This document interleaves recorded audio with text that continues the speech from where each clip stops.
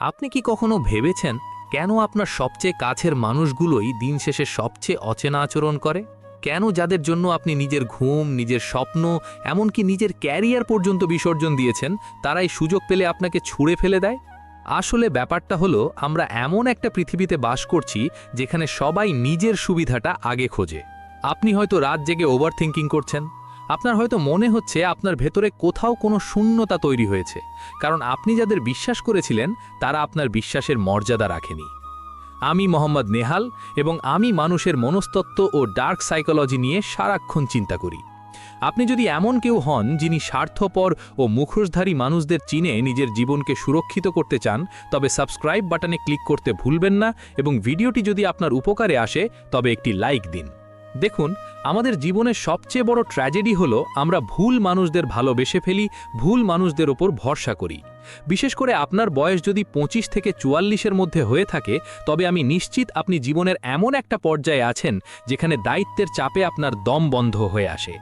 একজন পুরুষ বা নারী হিসেবে পরিবার, সমাজ বা প্রিয়জনের কাছে নিজেকে প্রমাণ করতে করতে আপনি হয়তো ভীষণ ক্লান্ত। দিনের শেষে যখন আপনি একা আপনার ঘরে ফেরেন, তখন চারপাশের নীরবতা আপনাকে গ্রাস করে। ও, এই একাকিত্ব কিন্তু এমনি এমনি আসেনি, এটি এসছে আপনার অতিরিক্ত ভালো মানুষ হওয়ার কারণে। এখন হয়তো আপনি ভাবছেন, ভালো হওয়া কি কোনো অপরাধ? মানুষকে সাহায্য করা, বিপদে পাশে দাঁড়ানো কি ভুল? না, ভুল নয়। কিন্তু ডার্ক সাইকোলজির ভাষায় অতিরিক্ত ভালো মানুষ হওয়াটা শিকারীর কাছে নিজেকে শিকার হিসেবে তুলে ধরার মতো। সাইকোলজিক্যাল বিভিন্ন গবেষণায় দেখা গেছে, এবং গ্লোবাল ট্রাস্ট ইন্ডেক্সের একটি চমকপ্রদ পরিসংখ্যান বলছে যে প্রায় 73% মানুষ তাদের জীবনের সবচেয়ে বড় বিশ্বাসঘাতকতার শিকার হয় তাদের নিজেদের সবচেয়ে কাছের বন্ধু, আত্মীয় বা জীবনসঙ্গীর কাছ থেকেই। অপরিচিত কেউ কিন্তু আপনাকে পথে বসাতে পারবে না, আপনার বুকে ছুরি মারতে পারবে না। সেই কাজটা করার জন্য এমন কাউকে দরকার যে আপনার প্রতিটি দুর্বলতা, আপনার প্রতিটি আবেগ সম্পর্কে খুব ভালোভাবে জানে। বেশিরভাগ মানুষ যেটা বোঝে না তা হলো, স্বার্থপর মানুষরা কখনো শুরুতেই তাদের আসল রূপ দেখায় না। তারা আপনার জীবনে আসে একজন ত্রাণকর্তার মতো, একজন নিখুঁত বন্ধুর মতো, অথবা একজন স্বপ্নের মানুষের মতো। তারা প্রথমে আপনার বিশ্বাস অর্জন করে, আপনাকে বোঝায় যে পৃথিবীর বাকি সবাই আপনার সাথে বেইমানি করলেও তারা কখনো করবে না। আর মজার ব্যাপারটা ঠিক এখানেই, যখন আপনি তাদের ওপর পুরোপুরি নির্ভরশীল হয়ে পড়েন, মানসিকভাবে তাদের কাছে নিজেকে সঁপে দেন, ঠিক তখনই তারা তাদের আসল খেলাটা শুরু করে। কল্পনা করুন একটি গাছ আর একটি পরগাছার কথা। গাছটি মাটি থেকে রস টেনে আনে, নিজের পুষ্টি জোগাড় করে, এবং সেই সাথে পরগাছাটিকেও বাঁচিয়ে রাখে। পরগাছাটি বাইরে থেকে দেখতে সবুজ ও সুন্দর হলেও আসলে সে ভেতর থেকে গাছটিকে একটু একটু করে শেষ করে দিচ্ছে। স্বার্থপর মানুষগুলো ঠিক এই পরগাছার মতো। তারা আপনার এনার্জি, আপনার সময়, আপনার অর্থ এবং আপনার আবেগ সব কিছু শুষে নেয়। যতক্ষণ আপনার কাছে তাদের দেওয়ার মতো কিছু থাকে, ততক্ষণ তারা আপনার সবচেয়ে আপন। কিন্তু যখনই আপনার নিজের কোনো সাহায্য দরকার হয়, যখন আপনি মানসিকভাবে ভেঙে পড়েন এবং আপনার কাঁদার জন্য একটা কাঁধের প্রয়োজন হয়, তখন হঠাৎ করেই দেখবেন তারা ভীষণ ব্যস্ত হয়ে পড়েছে। আপনি হয়তো ভাবেন, আমি তো ওর জন্য এত কিছু করলাম, ও কেন আমার সাথে এমন করলো? এই প্রশ্নটা আপনাকে রাতে ঘুমাতে দেয় না। আপনি সিলিংয়ের দিকে তাকিয়ে থাকেন আর নিজের ভাগ্যকে দোষ দিতে থাকেন। কিন্তু বিশ্বাস করুন, এতে আপনার ভাগ্যের কোনো দোষ নেই, এমনকি সৃষ্টিকর্তারও কোনো দোষ নেই। দোষটা হলো আপনার সিলেকশনে, আপনার মানুষকে চিনতে না পারার ব্যর্থতায়। ডার্ক সাইকোলজি আমাদের শেখায় যে মানুষের আচরণ কখনো হঠাৎ করে বদলায় না। স্বার্থপর মানুষরা সবসময় কিছু না কিছু সূক্ষ্ম ইঙ্গিত বা রেড ফ্ল্যাগ দেয়, কিন্তু আমরা আবেগের বশে অন্ধ হয়ে সেই সংকেতগুলো এড়িয়ে যাই। আমাদের সমাজে টিকে থাকতে হলে শুধু আবেগ দিয়ে চললে হবে না, একটু লজিক্যাল হতে হবে। বিশেষ করে বর্তমান সময়ে, যেখানে মানুষের ইমোশন নিয়ে খেলা করাটা একটা ট্রেন্ড হয়ে দাঁড়িয়েছে, সেখানে নিজেকে সুরক্ষিত রাখার কিছু কৌশল আপনার জানতেই হবে। আপনি হয়তো বেকার, চাকরির জন্য দাঁড়ে দাঁড়ে ঘুরছেন, অথবা আপনি হয়তো এমন একটা চাকরিতে আছেন যেখানে বসের বকা শুনতে শুনতে আপনি ক্লান্ত। এই যে আপনার ভেতরে একটা স্ট্রেস কাজ করছে, এই সময়টাতে আপনার এমন মানুষ দরকার যারা আপনাকে বুঝবে। কিন্তু বাস্তবে আপনি কি পান? আপনি পান অবহেলা, আপনি পান তাচ্ছিল্য। এমনকি পকেটে টাকা না থাকলে অনেক সময় নিজের পরিবারের মানুষগুলোর কাছেও সম্মান পাওয়া যায় না। এটাই পৃথিবীর রূঢ় বাস্তবতা, ব্রুটাল ট্রুথ। এই ব্রুটাল ট্রুথটাকে মেনে নিতে হবে। আপনি যদি ভাবেন যে একদিন সবাই আপনার কষ্ট বুঝবে, সবাই আপনার ত্যাগের মূল্যায়ন করবে, তাহলে আপনি বোকার স্বর্গে বাস করছেন। কেউ আপনার কষ্ট বুঝবে না। আপনাকে নিজের সম্মান নিজেকেই আদায় করে নিতে হবে। আর সেটা করার প্রথম ধাপ হলো আপনার চারপাশের সেই সব পরগাছাদের, সেই সব স্বার্থপর এনার্জি ভ্যাম্পায়ারদের চিনে নেওয়া এবং তাদের জীবন থেকে ছেঁটে ফেলা। আজ আমি আপনাদের সাথে এমন 3টি ডার্ক সাইকোলজিক্যাল উপায় শেয়ার করব, যা জানার পর কোনো স্বার্থপর মানুষ আর আপনার সাথে ইমোশনাল গেম খেলতে পারবে না। এই উপায়গুলো কোনো সাধারণ মোটিভেশনাল কথা নয়, এগুলো হলো হিউম্যান মাইন্ডকে রিড করার, মানুষের অবচেতন মনের গোপন উদ্দেশ্যগুলো ধলে ফেলার কিছু পরীক্ষিত কৌশল।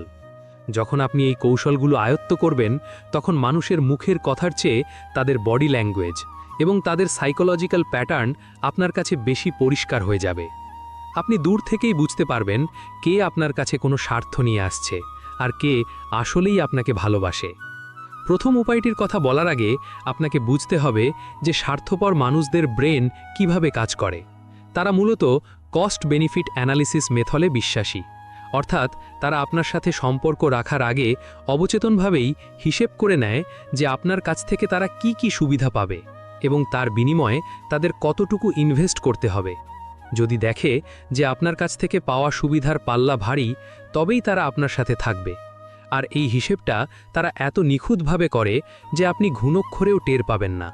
তারা আপনার ইমোশনকে এমনভাবে ম্যানিপুলেট করবে যে আপনি উল্টো নিজেকেই দোষী ভাবতে শুরু করবেন। তারা এমন পরিস্থিতি তৈরি করবে যেখানে আপনি তাদের খুশি করার জন্য মরিয়া হয়ে উঠবেন। প্রথম উপায়টি হলো তাদের বাউন্ডারি টেস্ট বা সীমানা নির্ধারণের পরীক্ষা নেওয়া। ডার্ক সাইকোলজিতে এটি একটি অত্যন্ত শক্তিশালী টুল। আসলে ব্যাপারটা হলো আমরা সাধারণত আমাদের প্রিয়জন বা কাছের মানুষদের কোনো অনুরোধে না বলতে পারি না। আমরা ভাবি আমি যদি তাকে এই ছোট সাহায্যটা না করি তাহলে সে হয়তো কষ্ট পাবে বা আমাদের সম্পর্কটা নষ্ট হয়ে যাবে। এই ভয়টাই আমাদের সবচেয়ে বড় কাল হয়ে দাঁড়ায়। স্বার্থপর মানুষরা আপনার এই ভয়টাকে খুব ভালোভাবে পড়তে পারে। তারা জানে যে আপনি তাদের হারানোর ভয়ে সব কিছু করতে রাজি থাকবেন, কিন্তু আপনি যদি সত্যিই তাদের আসল রূপ দেখতে চান তবে আপনাকে এই না বলার কৌশলটি প্রয়োগ করতে হবে। দেখুন, যখন আপনি একজন স্বার্থপর মানুষকে প্রথমবার কোনো যৌক্তিক কারণে না বলবেন, তখন তাদের প্রতিক্রিয়াটা খুব মনোযোগ দিয়ে লক্ষ্য করবেন। একজন স্বাভাবিক সুস্থ মানসিকতার মানুষ আপনার অপারগতা বুঝতে পারবে। সে হয়তো একটু হতাশ হবে, কিন্তু আপনার পরিস্থিতিটা মেনে নেবে। কিন্তু মজার ব্যাপারটা ঠিক এখানেই। একজন স্বার্থপর মানুষ আপনার না শব্দটাকে তাদের ইগোর উপর আক্রমণ হিসেবে ধরে নেবে। তারা হঠাৎ করেই খুব আক্রমণাত্মক হয়ে উঠবে অথবা ইমোশনাল ব্ল্যাকমেল শুরু করবে। তারা আপনাকে মনে করিয়ে দেওয়ার চেষ্টা করবে যে অতীতে তারা আপনার জন্য কি কি করেছে, যদিও সেই কাজগুলো হয়তো খুবই সামান্য ছিল। তারা এমন একটা পরিবেশ তৈরি করবে যেন না বলে আপনি পৃথিবীর সবচেয়ে বড় পাপটা করে ফেলেছেন। এই পরিস্থিতিটা আপনি হয়তো আপনার কর্মক্ষেত্রেও দেখেছেন। আপনি হয়তো আপনার সহকর্মীর কাজ করে দিচ্ছেন দিনের পর দিন। যেদিন আপনি বললেন যে আজ আপনার নিজের অনেক কাজ আপনি পারবেন না, সেদিনই সে আপনার সবচেয়ে বড় শত্রু হয়ে গেল। প্রেমের সম্পর্কেও ঠিক একই জিনিস ঘটে। আপনি আপনার সঙ্গীর সব আবদার মেটাচ্ছেন, কিন্তু যেদিন আপনি আপনার আর্থিক বা মানসিক অবস্থার কথা ভেবে কোনো একটি আবদার মেটাতে পারলেন না, সেদিন সে আপনাকে স্বার্থপর বলে গালি দিল। এই যে তাদের রিয়াকশন, এটা কোনো সাময়িক রাগ নয়, এটাই তাদের আসল রূপ। যখন তাদের স্বার্থে আঘাত লাগে তখন তাদের মুখোশটা খসে পড়ে। এখন হয়তো আপনি ভাবছেন আমি তো তাকে ভালোবেসে সব দিয়েছি, তাহলে সে কেন আমার একটি না সহ্য করতে পারল না? উত্তরটা খুব সহজ। সে আপনাকে ভালোবাসেনি, সে ভালোবাসতো আপনার দেওয়া সুবিধাগুলোকে। সাইকোলজিক্যাল জার্নালগুলোতে প্রকাশিত বিভিন্ন গবেষণায় দেখা গেছে যাদের মধ্যে নার্সিসিস্টিক বা চরম স্বার্থপর বৈশিষ্ট্য রয়েছে, তারা অন্য মানুষের ব্যক্তিগত সীমানাকে একেবারেই সম্মান করে না। পরিসংখ্যান অনুযায়ী প্রায় 65% টক্সিক রিলেশনশিপে মূল সমস্যাটি শুরু হয় যখন একজন পার্টনার নিজের জন্য একটা বাউন্ডারি বা সীমানা তৈরি করার চেষ্টা করে। স্বার্থপর মানুষরা আপনাকে তাদের একটি এক্সটেনশন বা বর্ধিতাংশ মনে করে, যাদের নিজস্ব কোনো মতামত বা চাওয়া পাওয়া থাকতে নেই। বেশিরভাগ মানুষ যেটা বোঝে না তা হলো স্বার্থপর মানুষরা যখন আপনার জীবনে আসে তারা খুব ভেবে চিন্তেই আপনাকে নির্বাচন করে। তারা এমন মানুষদের টার্গেট করে যাদের মধ্যে পিপল প্লিজিং বা সবাইকে খুশি করার একটা প্রবণতা আছে। আপনি যদি এমন কেউ হন যিনি অন্যের মন রক্ষা করতে গিয়ে নিজের পকেট খালি করে ফেলেন, নিজের রাতের ঘুম নষ্ট করেন, তবে আপনি তাদের জন্য সবচেয়ে পারফেক্ট শিকার। এই জন্যই আপনার জীবনে বারবার বিশ্বাসঘাতকতার ঘটনা ঘটে। আপনি ভাবেন আপনার ভাগ্য খারাপ, আল্লাহ হয়তো আপনার কপালে শুধু কষ্টই লিখে রেখেছেন। কিন্তু বিশ্বাস করুন, আল্লাহ যখন আপনার জীবন থেকে কাউকে কেড়ে নেন বা কাউকে দূরে সরিয়ে দেন, তখন তিনি আসলে আপনাকে রক্ষা করেন। তিনি আপনাকে বোঝাতে চান যে এই মানুষটি আপনার জন্য সঠিক নয়। আমরা সেই ইশারাটা বুঝতে পারি না বলে রাতের পর রাত বালিশ ভিজিয়ে কাঁদি আর ইনসমনিয়ায় ভুলি। একটি উপমা দিলে বিষয়টি আরও পরিষ্কার হবে। ধরুন আপনি একটি সুন্দর পাখি পুষছেন। আপনি তাকে নিজের খাবার না খেয়ে খাবার দিচ্ছেন, তাকে আদর করছেন, কিন্তু একদিন আপনি খাঁচার দরজা খুলে দেখলেন পাখিটি উড়ে গেল এবং আর কখনো ফিরে এলো না। আপনি হয়তো কষ্ট পাবেন, কিন্তু যদি আপনি পরে জানতে পারেন যে ওই পাখিটি আসলে একটি বিষধর সাপ ছিল, যে শুধু আপনার দুর্বল হওয়ার অপেক্ষায় ছিল আপনাকে ছোবল মারার জন্য, তখন কি আপনি কষ্ট পাবেন? না, আপনি হাঁপ ছেড়ে বাঁচবেন। স্বার্থপর মানুষগুলো ওই বিষধর সাপের মতোই। তারা আপনার জীবন থেকে চলে গেলে আপনার আসলে খুশি হওয়া উচিত, কিন্তু আমরা ইমোশনাল ফুল বলে লজিক দিয়ে চিন্তা করতে পারি না। এই ডার্ক রিয়ালিটিটা মেনে নেওয়া খুব কঠিন। 25 থেকে 44 বছর বয়সীদের জীবনে এমনিতেই হাজারটা চাপ থাকে। আপনি হয়তো মাসের শেষে ঘর ভাড়া জোগাড় করতে হিমশিম খাচ্ছেন, অথবা নিজের ক্যারিয়ার নিয়ে চরম হতাশায় আছেন। এই সময়টাতে একজন বিশ্বস্ত মানুষ খুব দরকার হয়। কিন্তু যখন আপনি বুঝতে পারেন যে আপনার চারপাশের মানুষগুলো শুধু আপনার সফলতার সময় আপনার পাশে থাকতে চায়, আপনার ব্যর্থতার সময় নয়, তখন আপনার পৃথিবীটা ভেঙে পড়ে। এই ভেঙে পড়াটাই হচ্ছে আপনার নতুন করে গড়ে ওঠার প্রথম ধাপ।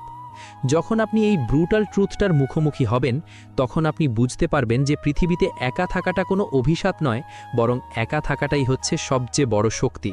এটাকে আমরা বলি সিগমা রিয়ালিটি। একজন সিগমা মাইন্ডসেটের মানুষ কখনো অন্যের ওপর নির্ভর করে না। সে জানে যে একা পথ চলাটা কঠিন, কিন্তু সেটা ভুল মানুষের সাথে পথ চলার চেয়ে অনেক বেশি নিরাপদ। আপনি যখন স্বার্থপর মানুষদের চিনতে শুরু করবেন এবং তাদের আপনার জীবন থেকে ছেঁটে ফেলবেন, তখন প্রথম প্রথম আপনার খুব একা লাগবে। আপনার মনে হবে আপনার কেউ নেই। কিন্তু ধীরে ধীরে আপনি এক অদ্ভুত মানসিক শান্তি অনুভব করবেন। আপনার রাতের ঘুম ফিরে আসবে, আপনার ওভারথিংকিং কমে যাবে, কারণ আপনার জীবনে তখন আর কোনো ফেক ড্রামা থাকবে না, কোনো ইমোশনাল ব্ল্যাকমেল থাকবে না। আপনি আপনার নিজের জীবনের কন্ট্রোল নিজের হাতে নিতে পারবেন। এই কন্ট্রোলটা হাতে নেওয়া খুব জরুরি, কারণ আপনি যদি আপনার জীবনের স্টিয়ারিং হুইলটা অন্য কারো হাতে দিয়ে রাখেন, তবে সে আপনাকে তার ইচ্ছে মতো চালাবে এবং একদিন আপনাকে খাদের কিনারায় ফেলে দিয়ে চলে যাবে। তাই আজ থেকেই এই বাউন্ডারি টেস্ট বা না বলার প্র্যাকটিসটা শুরু করুন। ছোট ছোট বিষয়ে না বলতে শিখুন। দেখুন আপনার কাছের মানুষগুলো কিভাবে রিয়্যাক্ট করে। তাদের বডি ল্যাঙ্গুয়েজ, তাদের গলার স্বর, তাদের চোখের দৃষ্টি, সব কিছু আপনাকে বলে দেবে তাদের মনের ভেতরে আসলে কি চলছে। তারা যদি আপনার নাকে সম্মান করতে না পারে, তবে আপনার জীবনেও তাদের কোনো স্থান থাকা উচিত নয়। নিজেকে সস্তা করা বন্ধ করুন। নিজের আত্মসম্মান বোধকে জাগিয়ে তুলুন। আপনি কোনো শোপিস নন যে মানুষ আপনাকে তাদের ড্রয়িং রুমে সাজিয়ে রাখবে আর ইচ্ছে হলে ব্যবহার করবে। আপনি একজন রক্ত মাংসের মানুষ, যার নিজস্ব একটা মূল্য আছে, আর সেই মূল্যটা সবার আগে আপনাকে নিজেকে বুঝতে হবে। দ্বিতীয় উপায়টি হলো তাদের মাইক্রো এক্সপ্রেশন বা আপনার সফলতায় তাদের সূক্ষ্ম প্রতিক্রিয়া লক্ষ্য করা। ডার্ক সাইকোলজিতে একে বলা হয় সাডেন ফ্রয়েডে ইফেক্ট চেক করা। আসলে ব্যাপারটা হলো, আমরা যখন কোনো ভালো খবর পাই, তখন সবার আগে আমাদের সবচেয়ে কাছের মানুষগুলোর সাথেই সেটা শেয়ার করতে চাই। হতে পারে আপনি অনেক দিন পর একটা চাকরির ইন্টারভিউতে পাশ করেছেন, অথবা আপনার ব্যবসায় ছোট একটা লাভ হয়েছে, কিংবা আপনি আপনার পছন্দের মানুষটির কাছ থেকে একটু ভালো ব্যবহার পেয়েছেন। আপনি চরম উচ্ছ্বাস নিয়ে আপনার সেই আপন মানুষটার কাছে গেলেন খবরটা দিতে। ঠিক সেই মুহূর্তেই তাদের মুখের প্রথম 2 সেকেন্ডের অভিব্যক্তিটা খুব তীক্ষ্ণভাবে লক্ষ্য করবেন। দেখুন, একজন সত্যিকারের শুভাকাঙ্ক্ষীর চোখে মুখে সাথে সাথেই একটা অকৃত্রিম আনন্দ ফুটে উঠবে। তাদের চোখ বড় হয়ে যাবে, মুখে একটা স্বতঃস্ফূর্ত হাসি আসবে। কিন্তু মজার ব্যাপারটা ঠিক এখানেই। একজন স্বার্থপর মানুষ যে গোপনে আপনার সাথে প্রতিযোগিতা করে, তার মুখের প্রথম এক্সপ্রেশনটা হবে একদম অন্যরকম। তাদের চোখে 1 সেকেন্ডের ভগ্নাংশের জন্য একটা বিরক্তি বা হিংসার ছায়া খেলে যাবে, যাকে সাইকোলজির ভাষায় মাইক্রো এক্সপ্রেশন বলা হয়। এরপর তারা জোর করে একটা মেকি হাসি এনে বলবে যে তারা খুব খুশি, কিন্তু তাদের হাসিটা চোখ পর্যন্ত পৌঁছাবে না, শুধু ঠোঁটেই আটকে থাকবে। এখন হয়তো আপনি ভাবছেন, সে তো আমার ভালো বন্ধুই, হয়তো সে তখন অন্য কোনো চিন্তায় ছিল তাই এমন রিয়্যাক্ট করেছে। এখানেই আপনি সবচেয়ে বড় ভুলটা করেন।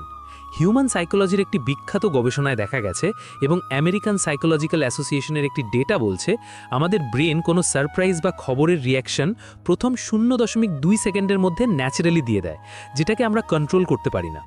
ওই মুহূর্তের এক্সপ্রেশনটাই হলো তার আসল চেহারা। এর পরের যে হাসি বা অভিবাদন, সেটা হলো তার তৈরি করা মুখোশ। বেশিরভাগ মানুষ যেটা বোঝে না তা হলো স্বার্থপর মানুষরা কখনো চায় না আপনি তাদের চেয়ে এগিয়ে যান। তারা আপনার সাথে থাকতে ভালোবাসে ঠিকই, কিন্তু সেটা ততক্ষণই যতক্ষণ আপনি তাদের চেয়ে এক ধাপ নিচে আছেন। তারা আপনাকে সান্ত্বনা দিতে খুব পছন্দ করে। যখন আপনি ব্যর্থ হন, চাকরি পান না বা রিলেশনশিপে ধোঁকা খান, তখন তারা আপনার পাশে বসে খুব সুন্দর সুন্দর কথা বলবে, আপনাকে বোঝাবে যে তারা আপনার সবচেয়ে বড় শুভাকাঙ্ক্ষী। কিন্তু ভেতরে ভেতরে তারা আসলে একটা পৈশাচিক আনন্দ অনুভব করে। আপনার ব্যর্থতা তাদের নিজেদের অযোগ্যতাকে ভুলিয়ে রাখে। তারা ভাবে, যাক, আমি একা ব্যর্থ নই, ও নিজেও তো ভুগছে। বিষয়টা একটু ভয়ঙ্কর শোনালেও এটাই চরম সত্য। আপনার চারপাশের অনেক বন্ধুই আসলে ছদ্মবেশী প্রতিযোগী। কাঁকড়ার বাস্কেটের গল্পটা জানেন তো? একটা ঝুড়িতে অনেকগুলো কাঁকড়া রাখলে তাদের ঢাকনা দিয়ে আটকে রাখার দরকার হয় না, কারণ যখনই একটা কাঁকড়া ওপরে ওঠার চেষ্টা করে, নিচের কাঁকড়াগুলো তাকে টেনে আবার নিচে নামিয়ে আনে। আপনার চারপাশের এই স্বার্থপর মানুষগুলো ঠিক ওই কাঁকড়াদের মতো। যখনই আপনি জীবনের কোনো ক্ষেত্রে একটু উন্নতি করার চেষ্টা করবেন, তারা আপনাকে ডিমোটিভেট করবে। তারা আপনার আইডিয়াতে খুঁত ধরবে। তারা এমনভাবে কথা বলবে যেন আপনার স্বপ্নটা খুবই হাস্যকর এবং অবাস্তব। তারা চাইবে আপনিও তাদের মতো একটা সাধারণ হতাশাজনক জীবন নিয়েই পড়ে থাকুন।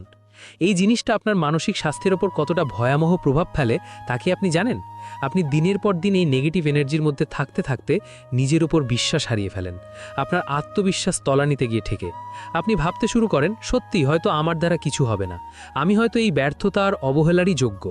এই চিন্তাগুলোই আপনার রাতের ঘুম কেড়ে নেয়। আপনি বিছানায় এপাশ ওপাশ করেন আর ভাবেন কেন আপনার সাথেই এমন হচ্ছে। আপনার এই নীরব একাকিত্ব আর ইনসমনিয়া, এগুলো কোনো শারীরিক রোগ নয়, এগুলো হলো আপনার চারপাশের টক্সিক পরিবেশের সাইড এফেক্ট। একবার চিন্তা করে দেখুন তো, আপনি যখন আপনার ব্রেকআপের পর বা চরম আর্থিক সংকটের সময় মানসিকভাবে বিধ্বস্ত ছিলেন, তখন এই মানুষগুলো কি করেছিল? তারা কি আপনাকে আর্থিকভাবে সাহায্য করেছিল? না, তারা শুধু মৌখিক সহানুভূতি দেখিয়েছিল আর আড়ালে গিয়ে অন্যদের কাছে আপনার এই করুণ অবস্থা নিয়ে মজা করেছিল। এটাই সিগমা রিয়ালিটি। এখানে কেউ আপনার চোখের জলের মূল্য দেবে না। আপনি যদি পুরুষ হন, তবে সমাজ আপনার কাছ থেকে শুধু সফলতা আর টাকা আশা করে। আপনার পকেট ফাঁকা থাকলে আপনার ইমোশনের কোনো দাম নেই এই পৃথিবীতে। আর আপনি যদি নারী হন, তবে সবাই আপনাকে শুধু ব্যবহার করার সুযোগ খুঁজবে। আপনার মানসিক আশ্রয়ের জায়গা কেউ হবে না। তাই আপনাকে নিজের বিগ ব্রাদার নিজেকেই হতে হবে। নিজের ভেতরের ক্ষতগুলোকে নিজেই সারিয়ে তুলতে হবে। যখন আপনি এই মাইক্রো এক্সপ্রেশন রিডিং টেকনিকটা শিখে যাবেন, তখন আপনি বুঝতে পারবেন কে আসলেই আপনার বন্ধু আর কে শুধু সুযোগের অপেক্ষায় থাকা শত্রু। যাদের চোখে আপনি আপনার সফলতার সময় হিংসার আগুন দেখবেন, তাদের জীবন থেকে নীরবে সরিয়ে দিন। কোনো ঝগড়া করার দরকার নেই, কোনো অভিযোগ করারও দরকার নেই, শুধু দূরত্ব বাড়িয়ে দিন। অনেকে ভাবেন সব বন্ধু বা কাছের মানুষকে বাদ দিলে তো আমি একেবারে একা হয়ে যাব, তখন আমার কি হবে? এই ভয়টাই আপনাকে ওই স্বার্থপর মানুষদের দাস বানিয়ে রাখে। কিন্তু বিশ্বাস করুন, একা থাকাটা একটা আর্ট। যখন আপনি একা থাকবেন, তখন আপনার সাথে সৃষ্টিকর্তা থাকবেন। আপনার ভাগ্য হয়তো আপনাকে সাময়িক কষ্ট দিচ্ছে, কিন্তু এটা আসলে একটা ফিল্টারিং প্রসেস। সৃষ্টিকর্তা আপনার জীবন থেকে এই আবর্জনাগুলোকে পরিষ্কার করছেন, যাতে আপনি নিজের আসল শক্তিটা চিনতে পারেন। আপনি যখন এই নীরবতার মধ্যে শান্তি খুঁজে পাবেন, তখন আপনার আর বাইরের কোনো মানুষের ফেক সিম্পাথির দরকার হবে না। আপনি নিজের লক্ষ্য নিয়ে কাজ শুরু করবেন। এই যে আপনি এত ওভার থিঙ্কিং করেন, এই এনার্জিটাকে যদি আপনি আপনার কেরিয়ার বা স্কিল ডেভেলপমেন্টে কাজে লাগান, তবে আপনার জীবনটা পুরোপুরি বদলে যাবে। স্বার্থপর মানুষদের চেনার এই দ্বিতীয় উপায়টি আপনাকে শুধু সতর্কই করবে না, বরং আপনাকে ইমোশনালি অনেক বেশি শক্তিশালী করে তুলবে। আপনি বুঝতে শিখবেন যে অন্যের প্রশংসার ওপর আপনার সুখ নির্ভর করে না, আপনার সুখ নির্ভর করে আপনার নিজের মানসিক প্রশান্তির ওপর। যখন আপনি এই সত্যটা রিয়েলাইজ করবেন, তখন আর কোনো ফেক মানুষের অবহেলা আপনাকে কাঁদাতে পারবে না। আপনি তাদের চোখের দিকে তাকিয়ে হাসবেন, কারণ আপনি তাদের ভেতরের অন্ধকারটা দেখতে পাচ্ছেন। আর তারা ভয়ে গুটিয়ে যাবে, কারণ তারা বুঝতে পারবে যে আপনি আর আগের সেই ইমোশনাল বোকা মানুষটি নেই। আপনার এই পরিবর্তনটা তাদের কাছে একটা বড় ধাক্কা হবে। তারা আবার নতুন কোনো কৌশল নিয়ে আপনার জীবনে ফিরে আসার চেষ্টা করবে। তারা হয়তো আপনার নামে মিথ্যা অপবাদ ছড়াবে বা অন্যদের কাছে নিজেকে ভিকটিম হিসেবে উপস্থাপন করবে। কিন্তু আপনি অবিচল থাকবেন, কারণ আপনি জানেন এটা তাদের বাঁচার শেষ চেষ্টা। আপনি তাদের এই সস্তা ম্যানিপুলেশনে আর পা দেবেন না। আপনি নিজের নিয়মে বাঁচবেন। এই যে নিজের উপর নিয়ন্ত্রণ প্রতিষ্ঠা করা, এটাই হলো সত্যিকারের স্বাধীনতা। এই স্বাধীনতা আপনাকে এমন এক মানসিক প্রশান্তি দেবে যা আপনি গত কয়েক বছরেও অনুভব করেননি। আপনি রাতে শান্তিতে ঘুমাতে পারবেন, কারণ আপনার মনে আর কোনো আক্ষেপ থাকবে না। আপনি জানবেন যে আপনি নিজের সাথে কোনো অন্যায় হতে দেননি। আপনি নিজের মর্যাদা রক্ষা করেছেন। এই অনুভূতিটাই আপনাকে জীবনের প্রতিটি ক্ষেত্রে জয়ী হতে সাহায্য করবে। নিজেকে ভালোবাসতে শেখার এই জার্নিটা হয়তো একটু কঠিন, কিন্তু এর গন্তব্যটা অসাধারণ সুন্দর। তৃতীয় এবং সবচেয়ে ভয়ঙ্কর উপায়টি হলো, যখন আপনি তাদের কোনো অন্যায় বা স্বার্থপরতার মুখোমুখি দাঁড় করাবেন, তখন তাদের প্রতিক্রিয়া লক্ষ্য করা। ডার্ক সাইকোলজিতে এই জঘন্য কৌশলটিকে বলা হয় ডার্ভো, যার পূর্ণ রূপ হল deny, attack and reverse victim and offender. সহজ কথায়, তারা প্রথমে নিজেদের দোষ পুরোপুরি অস্বীকার করবে, এরপর উল্টো আপনার ওপর আক্রমণ করবে এবং পরিশেষে এমন একটা নাটক তৈরি করবে যেখানে তারাই হয়ে যাবে ভিকটিম বা মজলুম, আর আপনি হয়ে যাবেন অপরাধী। আপনি হয়তো শক্ত প্রমাণ নিয়ে তাদের কাছে গেছেন যে তারা আপনার পিঠে ছুরি মেরেছে, আপনার বিশ্বাস ভেঙেছে, কিন্তু ওই মুহূর্তের কথোপকথন শেষ হওয়ার পর আপনি আবিষ্কার করবেন যে আপনি নিজেই তাদের কাছে ক্ষমা চাইছেন। এখন হয়তো আপনি ভাবছেন, এটা কিভাবে সম্ভব? আমি তো নিজের চোখে তার বেইমানি দেখেছি, আমি তো জানি সে আমার সাথে কি করেছে, তাহলে আমি কেন ক্ষমা চাইতে যাব? এই প্রশ্নের উত্তরটা আপনার সাইকোলজির ভেতরেই লুকিয়ে আছে। একজন সাধারণ মানুষের বিবেক থাকে, সে সম্পর্ক টিকিয়ে রাখতে চায়, কিন্তু একজন স্বার্থপর মানুষের কোনো বিবেক থাকে না, তার থাকে শুধু নিজের ইগো বাঁচানোর তাগিদ। যখন আপনি তাদের মুখোশ টেনে খোলার চেষ্টা করেন, তখন তারা চরম অস্তিত্ব সংকটে ভোগে। তারা জানে যে তাদের আসল চেহারা প্রকাশ পেলে তারা আপনাকে হারাবে এবং আপনার কাছ থেকে পাওয়ার সুবিধাগুলো বন্ধ হয়ে যাবে, তাই তারা মরিয়া হয়ে ওঠে। তারা আপনার অতীতের কোনো ছোট ভুল, যা হয়তো আপনি বহু বছর আগে করেছিলেন এবং যার জন্য আপনি অনুতপ্ত, সেই ভুলটাকে সামনে টেনে আনে। তারা এমনভাবে কথাগুলো সাজায় যেন তাদের বর্তমান বেইমানির জন্য আসলে আপনার ওই পুরনো ভুলটাই দায়ী। আসলে ব্যাপারটা হলো, তারা আপনার ইমোশন নিয়ে একটা দাবা খেলা খেলে। তারা জানে আপনার দুর্বল জায়গা কোনটা, তারা জানে আপনি কখন আবেগপ্রবণ হয়ে পড়েন। আপনি যখন যুক্তির পর যুক্তি দিয়ে তাদের বোঝানোর চেষ্টা করেন যে তারা আপনার সাথে অন্যায় করেছে, তারা তখন যুক্তির ধার ধারে না। তারা গলার স্বর উঁচিয়ে ফেলে অথবা খুব সস্তায় কয়েক ফোঁটা চোখের জল ফেলে দেয়। তারা এমনভাবে অভিনয় করে যেন আপনার এই অভিযোগ তাদের হৃদয় টুকরো টুকরো করে দিয়েছে। আপনি আপনার কেরিয়ারের এই কঠিন সময়, যখন এমনিতেই বেকারত্বের জ্বালায় বা অফিসের চাপে পিষ্ট, তখন প্রিয়জনের এই কান্না দেখে আপনার ভেতরে অপরাধবোধ কাজ করতে শুরু করে। আপনি ভাবতে শুরু করেন, হয়তো আমিই তাকে বুঝতে পারিনি, হয়তো পরিস্থিতিটাই খারাপ ছিল। এই ফাঁদটা কত গভীর তা আপনি কল্পনাও করতে পারবেন না। আমি অনেক মানুষকে দেখেছি যারা এই গ্যাস লাইটিংয়ের শিকার হয়ে নিজেদের মানসিক ভারসাম্য প্রায় হারিয়ে ফেলেছে। তারা আয়নার সামনে দাঁড়িয়ে নিজেদের প্রশ্ন করে, আমি কি সত্যিই এত খারাপ মানুষ? আমার জন্যই কি সব নষ্ট হয়ে যাচ্ছে? এই যে আপনার ভেতরে একটা কনফিউশন বা বিভ্রান্তি তৈরি করা, এটাই হলো স্বার্থপর মানুষের সবচেয়ে বড় জয়। গ্লোবাল সাইকোলজিক্যাল অ্যাসোসিয়েশনের একটি গবেষণায় দেখা গেছে, এবং এই পরিসংখ্যানটি আপনার চোখ খুলে দেবে, প্রায় ৭৮% ম্যানিপুলেটিভ এবং টক্সিক মানুষ যখন ধরা পড়ে যায়, তখন তারা সরাসরি নিজেদের দোষ স্বীকার করার বদলে পরিস্থিতির দোহাই দেয় অথবা উল্টো সঙ্গীর ঘাড়ে দোষ চাপিয়ে দেয়। এর ফলে ভিকটিম বা যে ধোঁকা খেয়েছে, তার মনে পোস্ট ট্রমাটিক স্ট্রেস ডিসঅর্ডারের মতো ভয়াবহ লক্ষণ দেখা দেয়, যার প্রথম ধাপই হলো এই ইনসমনিয়া বা রাতের পর রাত ঘুম না আসা।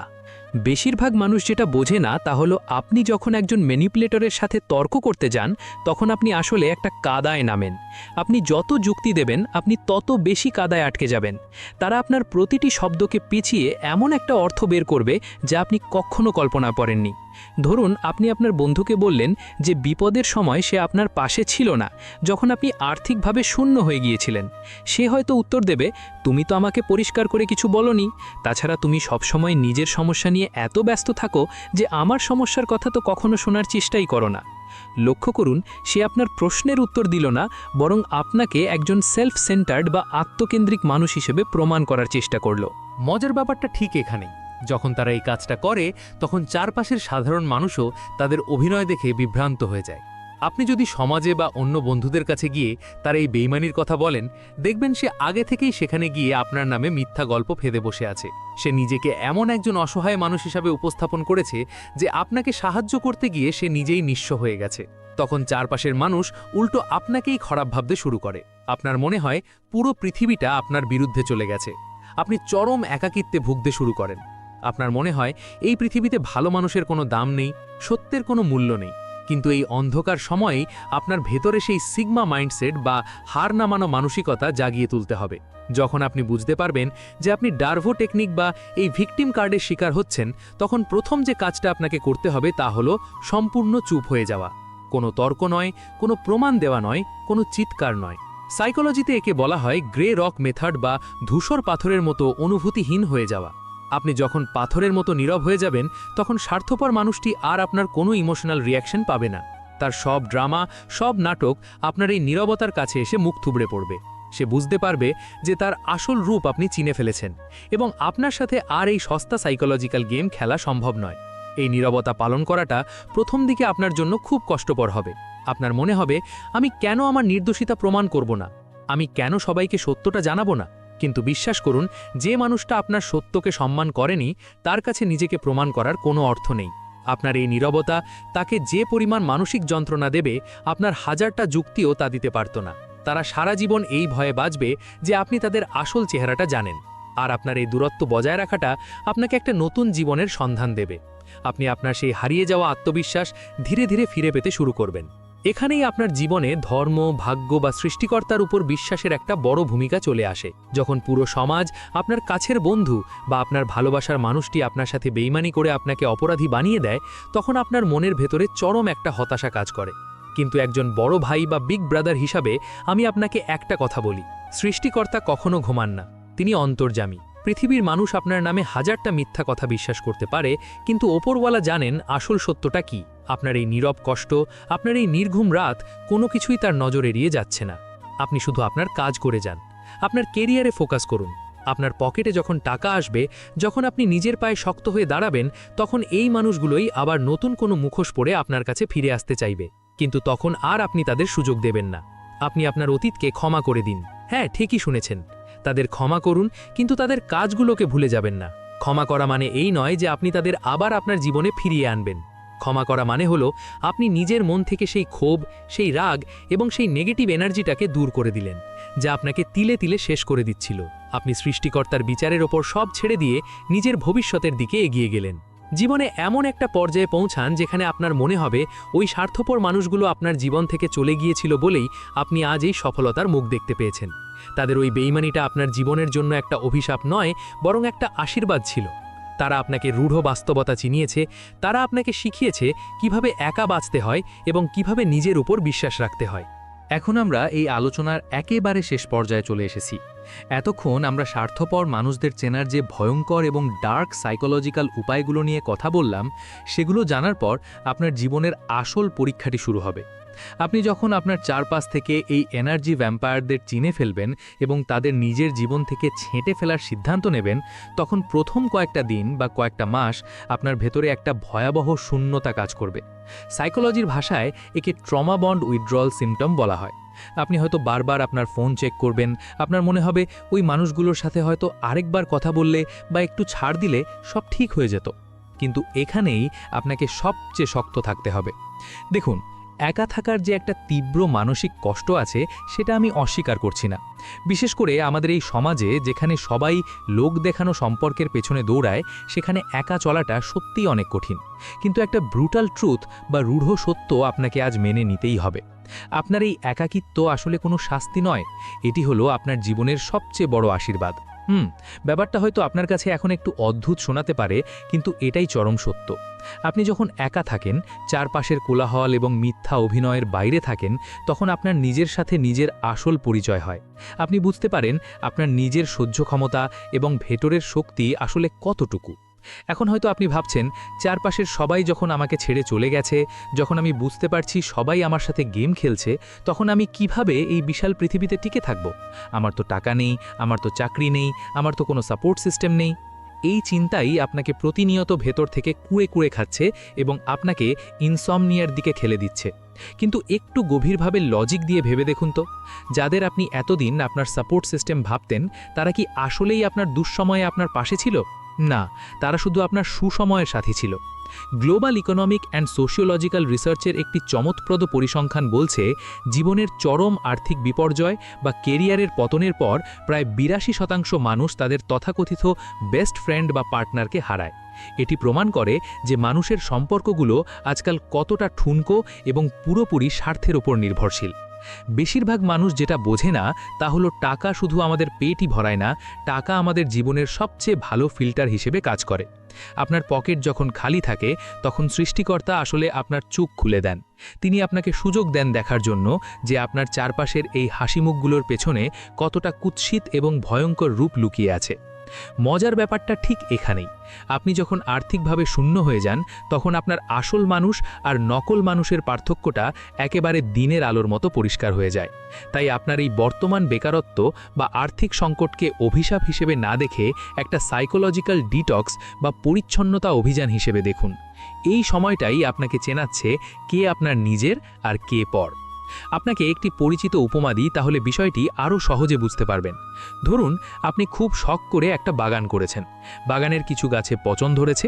আপনি যদি সেই পচা ডালগুলো না কাটেন, তবে সেই পচন খুব দ্রুত পুরো বাগানে ছড়িয়ে পড়বে এবং আপনার সব ভালো গাছগুলো মরে যাবে। একজন মালি হিসেবে আপনাকে খুব নির্মমভাবে মায়া ত্যাগ করে ওই পচা ডালগুলো কেটে ফেলতে হয়, যাতে গাছে নতুন পাতা গজাতে পারে। আপনার জীবনটাও ঠিক এই বাগানের মতো। এই স্বার্থপর, ধোঁকাবাজ এবং ম্যানিপুলেটিভ মানুষগুলো হলো সেই পচা ডাল। এদের কেটে ফেলাটা আপনার জন্য সাময়িক কষ্টের হতে পারে, কিন্তু আপনার ভবিষ্যতের জন্য এটি অপরিহার্য। আপনি যদি এদের মায়ায় আটকে থাকেন, তবে আপনার নিজের কেরিয়ার, আপনার নিজের মানসিক স্বাস্থ্য এবং আপনার পুরো ভবিষ্যৎ ধ্বংস হয়ে যাবে। আপনি হয়তো ভাবছেন, আমি তো এই সম্পর্কগুলোর পেছনে আমার জীবনের 5টা বছর বা 10টা বছর নষ্ট করেছি, এখন আমি কিভাবে শূন্য থেকে শুরু করব? সাইকোলজির ভাষায় একে সাঙ্ক কস্ট ফ্যালাসি বলে। আমরা ভাবি, যেহেতু আমি অনেক সময়, অর্থ বা ইমোশন ইনভেস্ট করে ফেলেছি, তাই কষ্ট হলেও এটা ধরে রাখতে হবে। কিন্তু ব্রুটাল ট্রুথ হলো, আপনি যদি এটা এখনই না ছাড়েন, তবে আপনার আগামী 20 বছরও নষ্ট হবে। আপনার বয়স হয়তো 25 থেকে 44-এর মধ্যে। এই সময়ে আপনার মনে হচ্ছে আপনার জীবনের সব শেষ হয়ে গেছে, আপনি সব হারিয়ে ফেলেছেন। কিন্তু বিশ্বাস করুন, জীবন কেবল শুরু হয়েছে। আপনি যখন এই বিষাক্ত সম্পর্ক বা স্বার্থপর বন্ধুদের চক্র থেকে নিজেকে বাইরে আনবেন, তখন আপনার পুরো মানসিকতায় একটা পজিটিভ শিফট আসবে। এই যে আপনি ইনসমনিয়ায় ভুগছেন, রাতে আপনার ঘুম আসছে না, এর প্রধান কারণ হলো আপনি এমন কিছু নিয়ে ভাবছেন যা আপনার নিয়ন্ত্রণের বাইরে। ডার্ক সাইকোলজি এবং স্টোইক ফিলোসফি আমাদের স্পষ্টভাবে শেখায় যে অন্যের আচরণ আমরা কখনো নিয়ন্ত্রণ করতে পারি না, আমরা শুধু নিজেদের প্রতিক্রিয়া নিয়ন্ত্রণ করতে পারি। আপনি কেন অন্যের প্রতারণার জন্য নিজের রাতের ঘুম হারাম করবেন? কেন আপনি ভাববেন যে আপনার ভেতরে কোনো খুঁত ছিল বলেই সে আপনাকে ছেড়ে গেছে বা আপনার সাথে বেইমানি করেছে? না, আপনার ভেতরে কোনো খুঁত ছিল না। আপনি শুধু ভুল মানুষের কাছে সঠিক জিনিস আশা করেছিলেন। শূকরগুলো কখনো মুক্তার কদর বোঝে না। আপনি যদি শূকরের সামনে মুক্তা ছুঁড়ে দেন, সে সেটাকে খাবার মনে করে চিবানোর চেষ্টা করবে এবং স্বাদ না পেয়ে সেটাকে কাদায় ফেলে দেবে। এতে কি মুক্তার দাম কমে যায়? মোটেও না। ঠিক তেমনি কোনো স্বার্থপর মানুষ আপনার মূল্য বুঝতে পারেনি বলে আপনার নিজের মূল্য কিন্তু এক বিন্দুও কমে যায়নি। জীবনের এই কঠিন সময়ে আপনাকে সৃষ্টিকর্তা বা ভাগ্যের ওপর পরিপূর্ণ বিশ্বাস রাখতে হবে। আপনি যে ধর্মেরই অনুসারী হন না কেন, একটি কথা সবসময় মনে রাখবেন, সৃষ্টিকর্তা আপনার কাঁধে ততটুকুই বোঝা চাপান যতটুকু বহন করার ক্ষমতা আপনার আছে। আপনার জীবনে আজ যে ঝড় বয়ে যাচ্ছে, তা আপনাকে ধ্বংস করার জন্য আসেনি, বরং আপনার শিকড়কে আরও মজবুত করার জন্য এসেছে। আপনি যখন এই মানসিক যন্ত্রণাগুলো সহ্য করে আবার উঠে দাঁড়াবেন, তখন আপনি এমন একজন মানুষে পরিণত হবেন যাকে আর কেউ কখনো মানসিকভাবে ভাঙতে পারবে না। এটাই হলো সেই বিগ ব্রাদার হিলিং, যা আপনার ক্ষতবিক্ষত মনকে শান্ত করবে। একজন বড় ভাই হিসেবে আমি আপনাকে বলতে চাই, নিজের প্রতি আর অবিচার করবেন না। আপনি অনেক কেঁদেছেন, অনেক কষ্ট পেয়েছেন, অনেক রাত আপনি না ঘুমিয়ে পার করেছেন এমন মানুষদের জন্য যারা আপনাকে নিয়ে এক সেকেন্ডও ভাবে না। এবার নিজের জন্য বাঁচতে শিখুন। আপনার পরিবার আছে, আপনার ভবিষ্যৎ আছে। আপনার এই নীরব চোখের জল আর একাকিত্ব একদিন আপনার সবচেয়ে বড় শক্তিতে পরিণত হবে। সৃষ্টিকর্তা আপনার এই সব কষ্টের হিসেব রেখেছেন, তিনি কাউকে ছাড় দেন না। যারা আপনার সরলতার সুযোগ নিয়েছে তারা একদিন ঠিকই তাদের কর্মের ফল ভোগ করবে।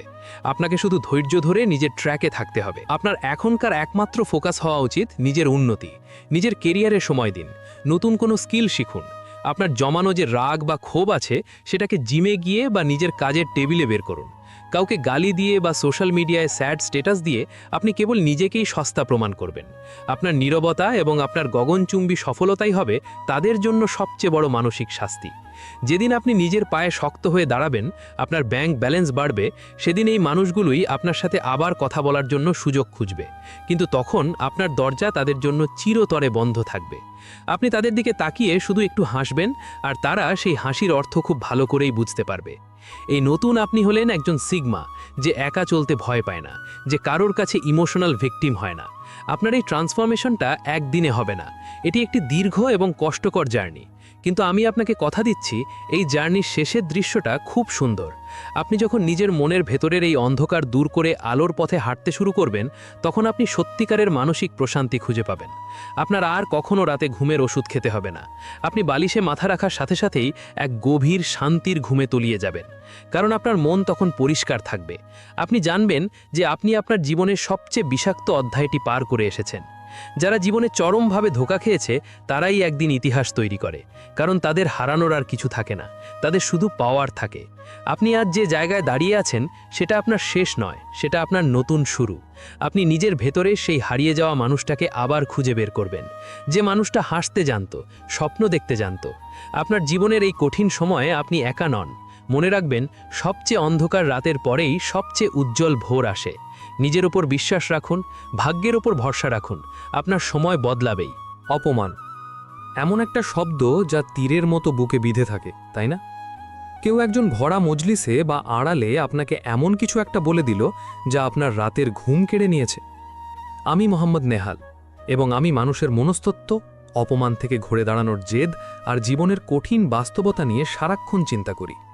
আপনি যদি এমন কেউ হন যিনি জীবনের প্রতিটি অপমানের বদলা নিজের সাফল্যের মাধ্যমে দিতে চান, তবে সাবস্ক্রাইব বাটনে ক্লিক করতে ভুলবেন না, এবং ভিডিওটি যদি আপনার উপকারে আসে তবে একটি লাইক দিন। আসলে ব্যাপারটা হলো, যখন কেউ আমাদের অপমান করে তখন আমাদের প্রথম প্রতিক্রিয়া কি হয়? রাগ, ক্ষোভ আর সঙ্গে সঙ্গে একটা কড়া জবাব দেওয়ার তীব্র ইচ্ছা। আমরা মনে মনে হাজারটা ডায়লগ তৈরি করি। ইস, তখন যদি এই কথাটা বলতাম, বা দাঁড়াও, কালকে এর একটা বিহিত করেই ছাড়ব।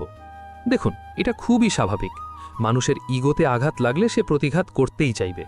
কিন্তু বেশিরভাগ মানুষ যেটা বোঝে না তা হলো, আপনি যখন তাৎক্ষণিক রেগে গিয়ে চিৎকার করেন বা খারাপ ভাষায় উত্তর দেন, তখন আপনি আসলে ওই মানুষটাকেই জিতিয়ে দিচ্ছেন। যে আপনাকে অপমান করেছে তার মূল লক্ষ্যই ছিল আপনাকে আপনার স্বাভাবিক অবস্থা থেকে সরিয়ে আনা, আপনাকে ছোট করা।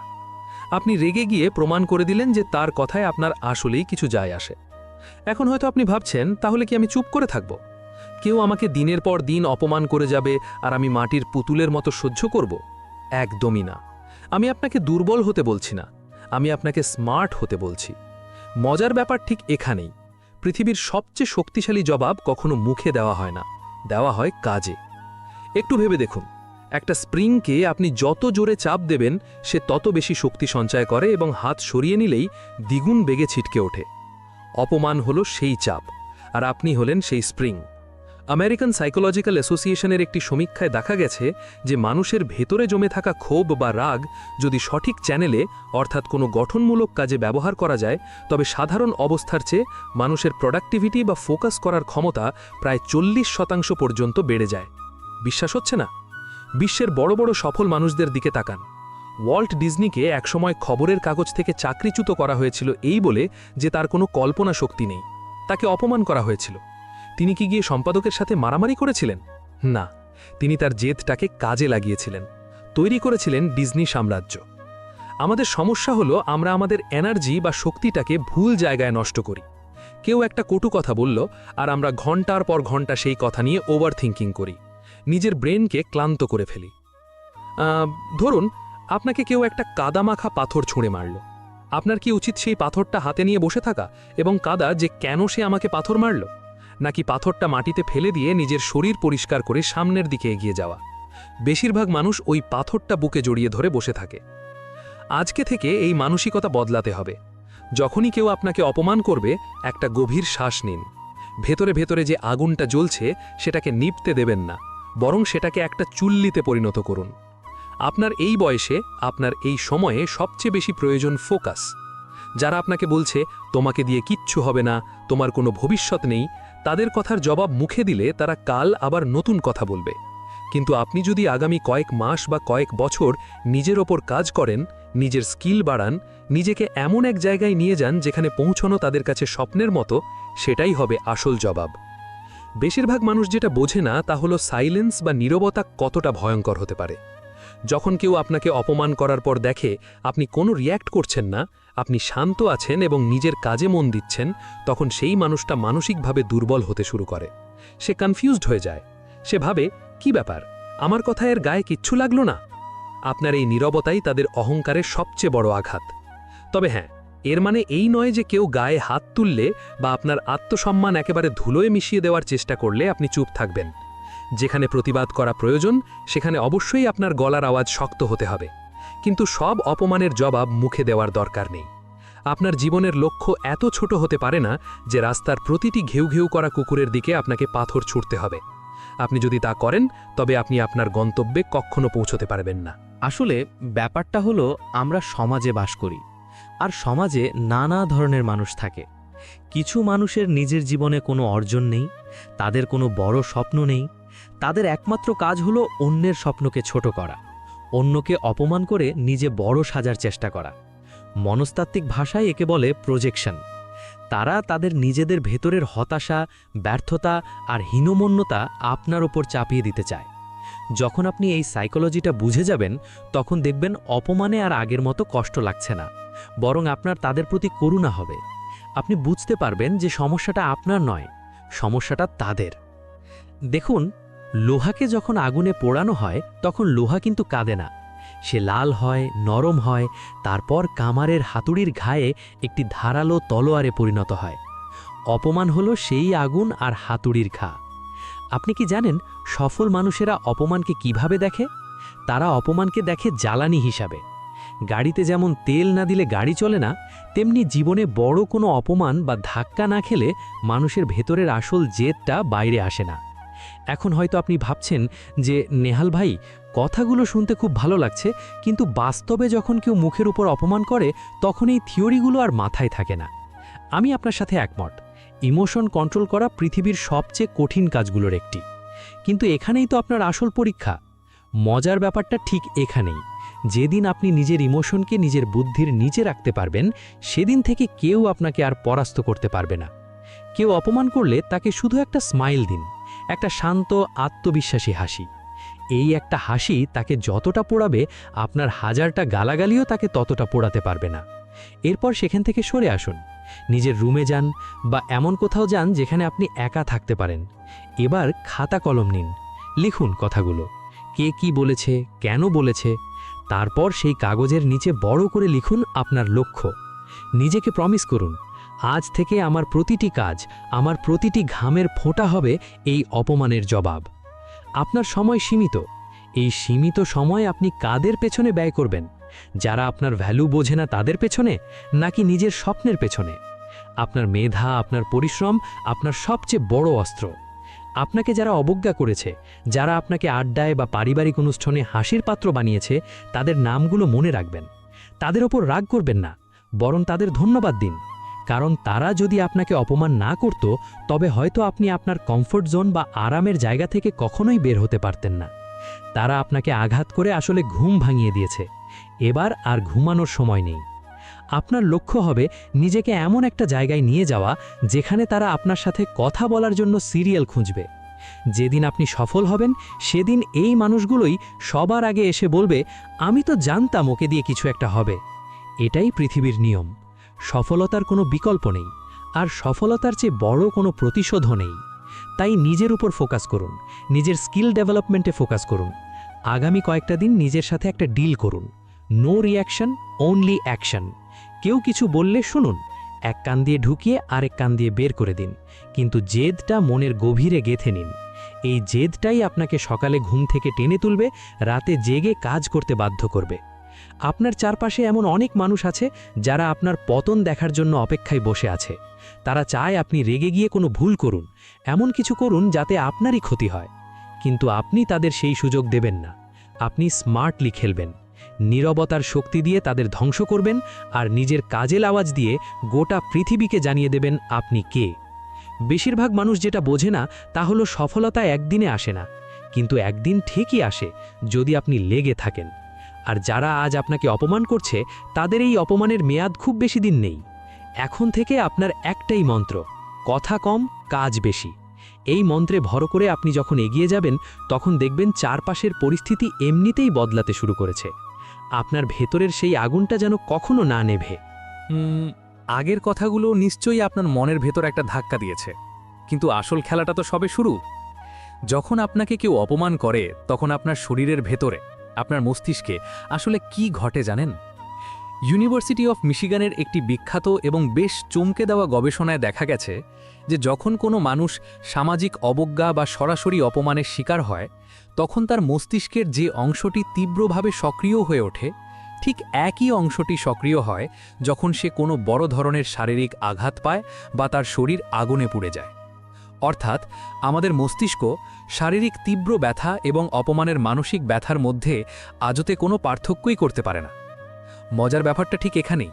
কেউ আপনাকে সজোরে একটা চর মারলে আপনার যতটা কষ্ট হবে, ভরা মানুষের সামনে কেউ আপনাকে অপদার্থ বা লুজার বললে আপনার মস্তিষ্কে ঠিক ততটাই বা তার চেয়েও বহুগুণ বেশি ব্যথা অনুভূত হয়। এই কারণেই অপমান ভোলা এত কঠিন। এই কারণেই অপমানের স্মৃতিগুলো রাতের বেলা আমাদের বুকের ওপর পাথর হয়ে বসে থাকে এবং আমাদের শান্তিতে ঘুমাতে দেয় না। এখন হয়তো আপনি ভাবছেন, নেহাল ভাই, যখন ব্যথাটা এতই তীব্র, যখন বুকের ভেতরটা রাগে জ্বলতে থাকে, তখন আমি চুপ করে থাকব কিভাবে? আমার তো মনে হয় তখনই তার কলার চেপে ধরি বা তাকেও এমন কিছু কথা শোনাই যাতে সে সারা জীবন মনে রাখে। দেখুন, আমি আপনার এই অনুভূতিটাকে পুরোপুরি সম্মান করি। আপনার এই রাগটা খুবই লজিক্যাল, কিন্তু একটু ঠান্ডা মাথায় একটু লজিক্যালি চিন্তা করুন তো। ধরুন আপনি রাস্তা দিয়ে খুব সুন্দর পরিষ্কার দামি জামাকাপড় পরে কোনো একটা ভালো কাজে হেঁটে যাচ্ছেন। হঠাৎ একটা ময়লার গাড়ি আপনার পাশ দিয়ে যাওয়ার সময় আপনার গায়ে কিছুটা দুর্গন্ধযুক্ত কাদা ছিটিয়ে দিল। আপনি কি তখন সেই ময়লার গাড়ির পেছনে দৌড়াবেন? ওই ময়লার গাড়ির ড্রাইভারের গায়ে কাদা মাখানোর চেষ্টা করবেন, নাকি দ্রুত সেখান থেকে সরে গিয়ে নিজের জামাটা পরিষ্কার করার চিন্তা করবেন এবং নিজের গন্তব্যের দিকে এগিয়ে যাবেন? আসলে ব্যাপারটা হলো, সমাজে যারা আপনাকে প্রতিনিয়ত অপমান করে, যারা আপনাকে ছোট করে কথা বলে, তারা ওই দুর্গন্ধযুক্ত ময়লার গাড়ির মতোই। তাদের নিজেদের জীবনের ভেতরে হতাশা, ব্যর্থতা, বিষণ্ণতা আর নেগেটিভিটির এত বেশি আবর্জনা জমে আছে যে তারা যেখানেই যায়, যার সাথেই মেশে, অন্যের গায়ে সেই আবর্জনা ছড়ানোর চেষ্টা করে।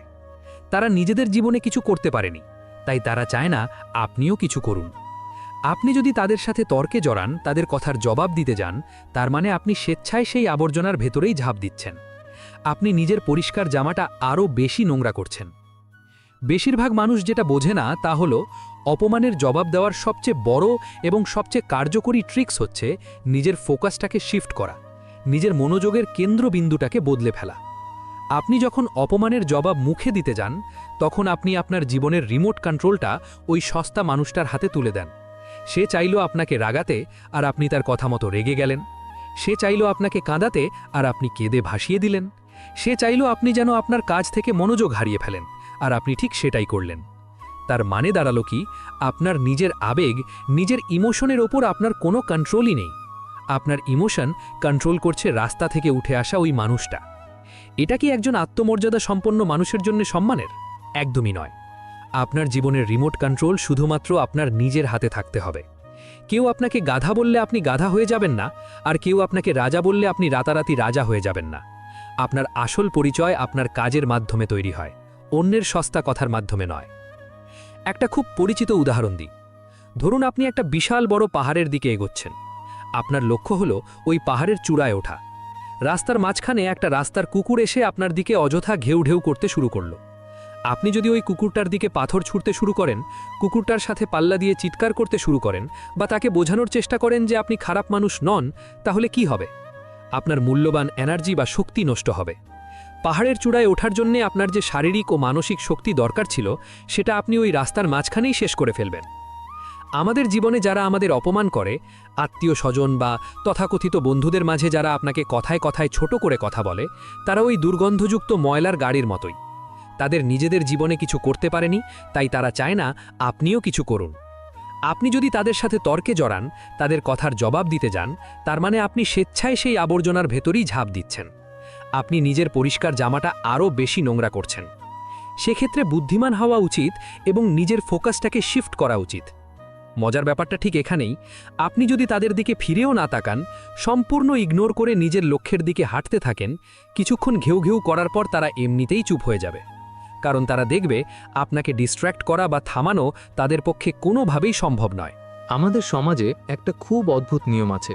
এখানে আপনি যখন স্ট্রাগল করবেন, যখন আপনার পকেটে টাকা থাকবে না, যখন আপনি নিজের পায়ে দাঁড়ানোর চেষ্টা করবেন, তখন চারপাশের মানুষ আপনাকে সবচেয়ে বেশি অপমান করবে। পারিবারিক অনুষ্ঠানে গেলে কেউ হয়তো আপনাকে আড়ালে ডেকে বলবে, কি করছো জীবনে? তোমার বয়সের ছেলেরা তো কত কিছু করে ফেলল, তোমার দ্বারা কি আদৌ কিছু হবে? এই কথাগুলো তীরের মতো বিঁধবে। তখন আপনার মনে হবে মাটি ফেটে যাক আর আপনি ভেতরে ঢুকে যান। কিন্তু ঠিক এই মুহূর্তটাতেই আপনাকে শক্ত হতে হবে। এই মুহূর্তটাতেই আপনাকে সিদ্ধান্ত নিতে হবে যে আপনি কি তাদের কথায় ভেঙে পড়বেন, নাকি এই কথাগুলোকে আপনার সফলতার জ্বালানি হিসাবে ব্যবহার করবেন। জাপানিজ একটা বিখ্যাত আর্ট আছে যার নাম কিনসুকি। যখন কোনো সুন্দর মাটির পাত্র ভেঙে যায়, তখন তারা সেটাকে ফেলে যায় না, বরং ভাঙা টুকরোগুলোকে তারা খাঁটি সোনা গলিয়ে জোড়া লাগায়। ফলে সেই পাত্রটি আগের চেয়েও অনেক বেশি সুন্দর, অনেক বেশি দামি এবং অনেক বেশি মজবুত হয়ে ওঠে। অপমানের ফলে আপনার হৃদয় যখন ভেঙে যায়, তখন আপনারও উচিত সেই ভাঙা জায়গাগুলোকে নিজের আত্মবিশ্বাস, নিজের পরিশ্রম আর নিজের জেদ দিয়ে জোড়া লাগানো, যাতে আপনি আগের চেয়েও শক্ত একটা মানুষে পরিণত হতে পারেন। যাদের জীবনে অপমানের দাগ নেই, তাদের জীবনে সফলতার কোনো বড় গল্পও নেই। এখন হয়তো আপনি ভাবছেন যে এই জেদটাকে আমি কাজে লাগাবো কিভাবে? খুব সহজ। নিজের জন্য একটা রুটিন তৈরি করুন। যখনই আপনার সেই অপমানের কথা মনে পড়বে, যখনই রাগে আপনার শরীর কাঁপতে শুরু করবে, তখন সেই রাগটাকে নিজের স্কিল ডেভেলপমেন্টের পেছনে ঢেলে দিন। জিমে গিয়ে ভারী ওজন তুলুন, বই পড়ুন, নতুন কোনো কাজ শিখুন, নিজের ব্যবসার প্ল্যানিংয়ে আরও বেশি সময় দিন। আপনার রাগটাকে একটা লেজার বিমের মতো ফোকাসড করে ফেলুন। বেশিরভাগ মানুষ যেটা বোঝে না তা হলো রাগ হলো মানুষের ভেতরের সবচেয়ে শক্তিশালী ইমোশন। এটাকে যদি ধ্বংসাত্মক কাজে না লাগিয়ে গঠনমূলক কাজে লাগানো যায়, তবে আপনি অসাধ্য সাধন করতে পারবেন। আপনি কি জানেন, বিশ্বের সেরা অনেক অ্যাথলিট প্রতিযোগিতায় নামার আগে ইচ্ছে করে এমন কিছু পড়েন বা শোনেন যা তাদের রাগিয়ে দেয়? কারণ রাগ তাদের শরীরে অ্যাড্রেনালিন হরমোন বাড়িয়ে দেয়, যা তাদের পারফরমেন্সকে একদম অন্য লেভেলে নিয়ে যায়। আপনার অপমানগুলো হলো আপনার জীবনের অ্যাড্রেনালিন। দেখুন, যারা আপনাকে আজ ছোট করছে, তারা আসলে আপনার বর্তমান অবস্থাটা দেখছে। তারা আপনার ভেতরের সম্ভাবনাটাকে দেখতে পাচ্ছে না। তারা জানে না যে একটা বীজের ভেতরে কত বড় একটা গাছ লুকিয়ে থাকে। তারা যখন আপনাকে মাটিতে পুঁতে ফেলার চেষ্টা করে, তারা বুঝতে পারে না যে আপনি আসলে একটা বীজ, আর আপনাকে মাটিতে পুঁতে ফেললে আপনি সেখান থেকেই শেকড় গজিয়ে আরও বড় হয়ে উঠবেন। তাই তাদের কথায় কান দেওয়া বন্ধ করুন। নিজের কানটাকে বধির করে ফেলুন নেগেটিভ কথার প্রতি। আপনার চোখ থাকবে শুধু আপনার লক্ষ্যের দিকে, আপনার কান শুনবে শুধু আপনার নিজের ভেতরের কণ্ঠস্বর। আসলে ব্যাপারটা হলো, নীরবতা বা সাইলেন্স হলো এমন এক সাইকোলজিক্যাল ওয়েপন বা অস্ত্র যা আপনার শত্রুকে পাগল করে দিতে পারে। আপনি যখন অপমানের পরও শান্ত থাকেন, আপনার মুখে যখন একটা রহস্যময় হাসি থাকে, তখন অপোনেন্ট বুঝতে পারে না আপনার মাথায় কি চলছে। এই আনপ্রেডিক্টেবল বা অনিশ্চিত স্বভাবটাই আপনাকে শক্তিশালী করে তোলে। তাই আজ থেকে আর কোনো জবাব মুখে নয়, আজ থেকে প্রতিটি অপমানের হিসাব লেখা থাকবে আপনার কাজের ডায়েরিতে। আপনার সফলতা যেদিন শব্দ করে উঠবে, সেদিন আপনার বিরোধীদের মুখের ভাষা এমনিতেই হারিয়ে যাবে। আগের অংশে আমরা সাইলেন্স বা নীরবতার কথা বলেছিলাম, তাই না? কিন্তু সাইলেন্স মানে এই নয় যে আপনি ঘরের কোণে বসে শুধু কাঁদবেন আর ভাগ্যকে দোষ দেবেন। সাইলেন্স মানে হলো আপনার বাইরের দুনিয়া শান্ত, কিন্তু আপনার ভেতরের দুনিয়ায় তখন একটা বিশাল ইন্ডাস্ট্রি তৈরি হচ্ছে। এখন হয়তো আপনি ভাবছেন, নেহাল ভাই, আমি তো চুপ করে আমার কাজ করে যাচ্ছি, কিন্তু ওই মানুষগুলো তো থামছে না, তারা তো আমার পেছনে লেগেই আছে। দেখুন, এখানে একটা বিশাল মনস্তাত্ত্বিক খেলা আছে। হার্ভার্ড ইউনিভার্সিটির সাইকোলজি ডিপার্টমেন্টের একটি গবেষণায় দেখা গেছে যে মানুষ যখন কাউকে অপমান করে, তখন তার মস্তিষ্কে ডোপামিন রিলিজ হয়। হ্যাঁ, ঠিক শুনেছেন, ডোপামিন, যা আমাদের আনন্দ দেয়। অর্থাৎ আপনাকে ছোট করে তারা এক ধরনের সস্তা আনন্দ বা সুপিরিয়রিটি কমপ্লেক্স অনুভব করে। তাদের নিজেদের জীবনে কোনো বড় লক্ষ্য নেই, কোনো বড় অ্যাচিভমেন্ট নেই, তাই আপনাকে নিচে নামিয়ে তারা নিজেদেরকে ওপরে ভাবতে ভালোবাসে। মজার ব্যাপারটা ঠিক এখানেই, আপনি যখন তাদের অপমানে রিয়্যাক্ট করেন না, তখন তাদের মস্তিষ্কের ওই ডোপামিন রিলিজ হওয়া বন্ধ হয়ে যায়। তারা তখন পাগলের মতো আপনার মনোযোগ পাওয়ার চেষ্টা করে, তারা আরও বড় অপমান করার চেষ্টা করে। কিন্তু আপনি যদি আপনার ফোকাস ধরে রাখতে পারেন, তবে তারা একসময় নিজেদের বিষে নিজেরাই জ্বলতে শুরু করবে। বেশিরভাগ মানুষ যেটা বোঝে না, তা হলো আপনার জীবনে এই অপমানকারী মানুষগুলোর একটা খুব গুরুত্বপূর্ণ ভূমিকা আছে। বিশ্বাস করুন, জীবনে যদি এমন কেউ না থাকে যে আপনাকে বলে তোর দ্বারা কিচ্ছু হবে না, তবে আপনার ভেতরের আসল জেদটা কখনো বের হয়ে আসবে না। ইংরেজিতে একটা কথা আছে, spite is a powerful fuel, অর্থাৎ আক্রোশ বা জেদ হলো এক ভয়ঙ্কর শক্তিশালী জ্বালানি। আপনি যখন জিমে গিয়ে ওয়েট লিফটিং করেন, তখন আপনার মাসল বা পেশিগুলো ছিঁড়ে যায়। সেই ছিঁড়ে যাওয়া পেশিগুলো যখন রিকভার করে, তখনই আপনার শরীর শক্তিশালী হয়। ঠিক একইভাবে মানুষের কটু কথা যখন আপনার ইগোকে, আপনার আত্মসম্মানকে ছিঁড়ে ফেলে, তখনই আপনার মানসিক শক্তি বা মেন্টাল টাফনেস সবচেয়ে বেশি বৃদ্ধি পাওয়ার সুযোগ পায়। আসলে ব্যাপারটা হলো, আমরা জীবনের খুব সাধারণ একটা হিসেব বুঝতে ভুল করি। ধরুন, আপনি একটা রেস বা দৌড় প্রতিযোগিতায় অংশ নিয়েছেন। আপনার লক্ষ্য হলো ফিনিশিং লাইন। এখন রেসের ট্র্যাকের পাশে দাঁড়িয়ে যদি কিছু মানুষ আপনাকে নিয়ে হাসাহাসি করে, আপনাকে গালিগালাজ করে, আপনি কি দৌড় থামিয়ে তাদের সাথে ঝগড়া করতে যাবেন?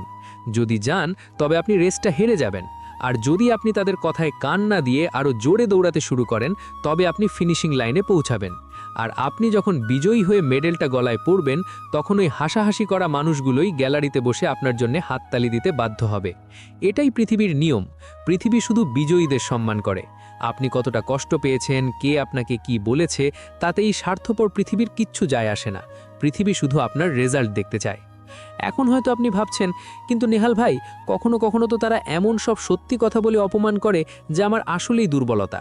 তখন আমি কি করব? দেখুন, এটা খুব চমৎকার একটা পয়েন্ট। যদি কেউ আপনার কোনো সত্যিকারের দুর্বলতা নিয়ে আপনাকে অপমান করে, তবে প্রথমে একটু কষ্ট হলেও ব্যাপারটাকে একদম পজিটিভলি নিন। ধরুন, কেউ আপনাকে বলল তোর গায়ের রং কালো, বা তোর ফ্যামিলি ব্যাকগ্রাউন্ড ভালো না, অথবা তুই তো ইংরেজিতে কথা বলতে পারিস না, তুই আবার কি করবি? এই কথাগুলো শোনার পর আপনার প্রথম কাজ হলো আয়নার সামনে দাঁড়ানো, নিজের দুর্বলতাগুলোকে স্বীকার করে নেওয়া। হ্যাঁ, আমার এই দুর্বলতা আছে। কিন্তু মজার ব্যাপারটা ঠিক এখানেই, মানুষের সবচেয়ে বড় শক্তি তার দুর্বলতার জায়গা থেকেই তৈরি হয়।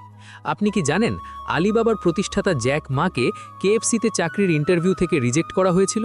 তাকে অপমান করে বের করে দেওয়া হয়েছিল, কারণ তারা মনে করেছিল জ্যাক মা কোনো কাজের যোগ্য নন। জ্যাক মা যদি সেদিন ওই অপমানে ভেঙে পড়তেন, তবে আজ আলিবাবা বলে কিছু থাকতো না। তিনি তার ওই রিজেকশন, ওই অপমানটাকে একটা চ্যালেঞ্জ হিসেবে নিয়েছিলেন।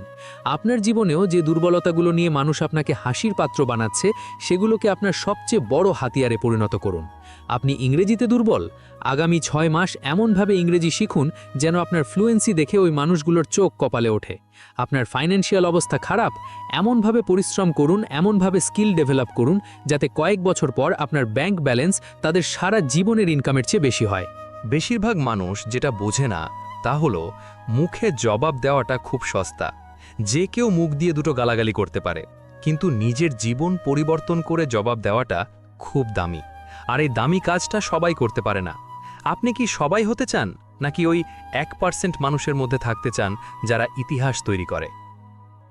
আমি আপনাকে একটা বাস্তব উদাহরণ দিই। ধরুন, একটা বিশাল শেয়ার বাজার বা স্টক মার্কেট। সেখানে প্রতিটি মানুষের একটা করে শেয়ার প্রাইস বা মূল্য আছে। যখন কেউ আপনাকে অপমান করে, তখন সে আসলে আপনার শেয়ার প্রাইসটা কৃত্রিমভাবে কমিয়ে দেওয়ার চেষ্টা করে। সে আপনাকে বোঝাতে চায় যে আপনার কোনো দাম নেই। এখন আপনি যদি তার কথায় বিশ্বাস করে নিজের প্রতি আত্মবিশ্বাস হারিয়ে ফেলেন, তবে আপনার শেয়ার প্রাইস আসলেই 0 হয়ে যাবে। কিন্তু আপনি যদি নিজের উপর ইনভেস্ট করতে শুরু করেন, নিজের নলেজ বাড়ান, নিজের ফিটনেস ঠিক করেন, নিজের ক্যারিয়ারে ফোকাস করেন, তবে আপনার শেয়ার প্রাইস প্রতিদিন একটু একটু করে বাড়তে থাকবে। একটা সময় পর ওই মানুষগুলোই আপনার শেয়ার কেনার জন্য, অর্থাৎ আপনার সাথে একটু সম্পর্ক রাখার জন্য, আপনার সাথে একটা সেলফি তোলার জন্য আপনার পেছনে লাইনে দাঁড়াবে। আরেকটা খুব সাইকোলজিক্যাল বিষয় আপনাকে বলি। আপনি যখন আপনার অপমানের বদলা নেওয়ার জন্য খুব পাগলের মতো পরিশ্রম করা শুরু করবেন, তখন প্রথম আপনার মাথার ভেতরে ওই মানুষগুলোর চেহারা ভাসবে। আপনার মনে হবে, আমি সাকসেসফুল হয়ে অমুককে দেখিয়ে দেব, তমুককে জ্বালিয়ে দেব। কিন্তু ভিডিওর শুরুতে আমি বলেছিলাম না যে ভিডিও যত এগোবে তথ্যগুলো তত বেশি আশ্চর্যজনক হতে থাকবে। তো সবচেয়ে আশ্চর্যজনক তথ্যটা এখন শুনুন। আপনি যখন সত্যি সত্যি সফল হয়ে যাবেন, যখন আপনি আপনার কাঙ্ক্ষিত লক্ষ্যে পৌঁছে যাবেন, তখন আপনি একটা অদ্ভুত জিনিস খেয়াল করবেন। আপনি খেয়াল করবেন যে ওই মানুষগুলোর প্রতি আপনার আর কোনো রাগই নেই। হ্যাঁ, একদম ঠিক শুনেছেন। আপনার মনে হবে তারা আপনার জীবনের এতই তুচ্ছ একটা অংশ ছিল যে তাদের কথা মনে করে সময় নষ্ট করাটাও আপনার কাছে এখন বিরক্তিকর মনে হবে। কারণ সফলতা মানুষকে শুধু টাকা পয়সাই দেয় না, সফলতা মানুষকে একটা অন্য লেভেলের মানসিক প্রশান্তি আর ম্যাচিওরিটি দেয়। আপনি যখন পাহাড়ের চূড়ায় উঠে যাবেন, তখন নিচের ওই ঘেউ ঘেউ করা কুকুরগুলোকে আর আপনার চোখে পড়বে না, তাদের আওয়াজও আপনার কান পর্যন্ত পৌঁছবে না। আপনি তখন ব্যস্ত থাকবেন আরও ওপরের আকাশের দিকে তাকাতে। আপনার জীবনের উদ্দেশ্যটাই তখন বদলে যাবে। কিন্তু সেই চূড়ায় পৌঁছানোর জন্য যে প্রাথমিক ধাক্কাটা, যে রকেট ফিউলটা আপনার দরকার ছিল, সেটা কিন্তু ওই অপমানের আগুন থেকেই এসেছে। তাই আজ থেকে কেউ অপমান করলে মনে মনে বলবেন, ধন্যবাদ, আমার ব্যাটারিতে চার্জ কমে আসছিল, তুমি আমাকে নতুন করে চার্জ করে দিলে। আপনার ভেতরে যে ক্ষোভটা জমা হচ্ছে সেটাকে জমতে দিন, সেটাকে বাইরে প্রকাশ করবেন না, সেটাকে একটা প্রেসার কুকারের মতো আটকে রাখুন। যখন সময় আসবে তখন সেই প্রেসার কুকারের সিটি এমন শব্দ করে বাজবে যে পুরো এলাকা কেঁপে উঠবে। আপনার সাকসেস হবে সেই শব্দ, আপনার পরিশ্রম হবে সেই উত্তাপ। দেখুন, জীবনটা একটা দাবা খেলার মতো। এখানে প্রতিটি চাল খুব সাবধানে দিতে হয়। আপনার বিপক্ষ খেলোয়াড় যখন আপনার একটা সৈন্য খেয়ে আপনাকে অপমান করার চেষ্টা করবে, তখন আপনি রেগে গিয়ে বোর্ডের ওপর থেকে সব ঘুঁটি ফেলে দেবেন না, বরং আপনি শান্ত হয়ে বসবেন। আপনি আপনার চালগুলো এমনভাবে সাজাবেন যেন শেষ চালে গিয়ে আপনি সরাসরি তাকে চেকমেট করতে পারেন। আর জীবনের এই দাবা খেলায় চেকমেট করার একটাই উপায়, নিজের যোগ্যতা প্রমাণ করা, নিজের অস্তিত্বকে এমন একটা পর্যায়ে নিয়ে যাওয়া যেখানে পৌঁছানোর কথা আপনার বিরোধীরা স্বপ্নেও ভাবতে পারে না। আপনি কি প্রস্তুত জীবনের এই দাবা খেলায় নিজের সেরা চালটা দেওয়ার জন্য? আপনি কি প্রস্তুত সেই সাইলেন্ট কিলার হওয়ার জন্য, যে কথা বলে না কিন্তু তার রেজাল্ট গোটা দুনিয়াকে কাঁপিয়ে দেয়? আগের পর্বে আমরা জীবনের দাবা খেলার কথা বলেছিলাম। এখন এই খেলায় জেতার জন্য আপনার সবচেয়ে বড় অস্ত্র কি হবে জানেন? আপনার উচ্চতা। না, আমি আপনার শারীরিক উচ্চতার কথা বলছি না, আমি আপনার মানসিক এবং সফলতার উচ্চতার কথা বলছি। একটা খুব সুন্দর প্রাকৃতিক উদাহরণ দিই, শুনলে অবাক হবেন। দেখুন, ঈগল পাখিকে বলা হয় পাখির রাজা, কিন্তু আপনি কি জানেন ঈগলকে বিরক্ত করার বা অপমান করার সাহস একমাত্র কোন পাখির আছে? কাকের। কাক অনেক সময় উড়ে এসে ঈগলের পিঠের উপর বসে পড়ে এবং তার ঘাড়ে ঠোকর দিতে থাকে।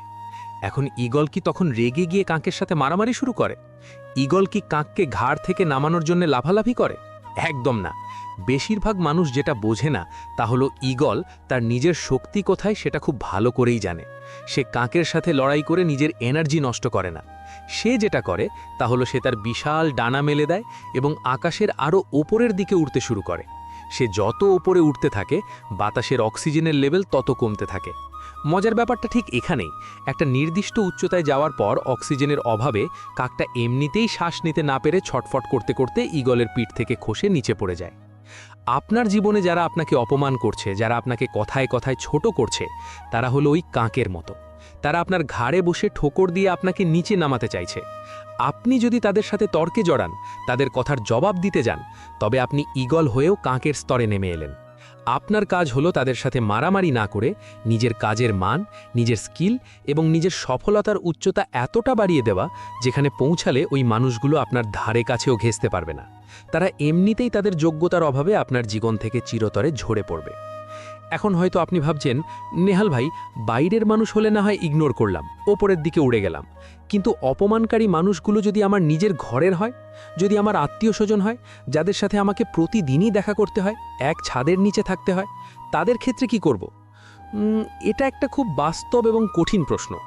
আমাদের সমাজে সবচেয়ে বেশি মানসিক যন্ত্রণার শিকার আমরা বাইরের মানুষের চেয়ে কাছের মানুষদের দ্বারাই বেশি হই। ঈদের দিন বা পারিবারিক কোনো আয়োজনে সবার সামনে যখন কোনো আত্মীয় আপনার বেকারত্ব, আপনার গায়ের রং বা আপনার পড়াশোনার রেজাল্ট নিয়ে খোঁটা দেয়, তখন বুকের ভেতরটা ফেটে যায়, মনে হয় পৃথিবীটা ওখানেই শেষ হয়ে যাক। আসলে ব্যাপারটা হলো, কাছের মানুষ যখন অপমান করে তখন সেটা বাইরের মানুষের চেয়ে 10 গুণ বেশি আঘাত করে, কারণ তাদের কাছ থেকে আমরা ভালোবাসা ও সাপোর্ট আশা করি, অপমান নয়।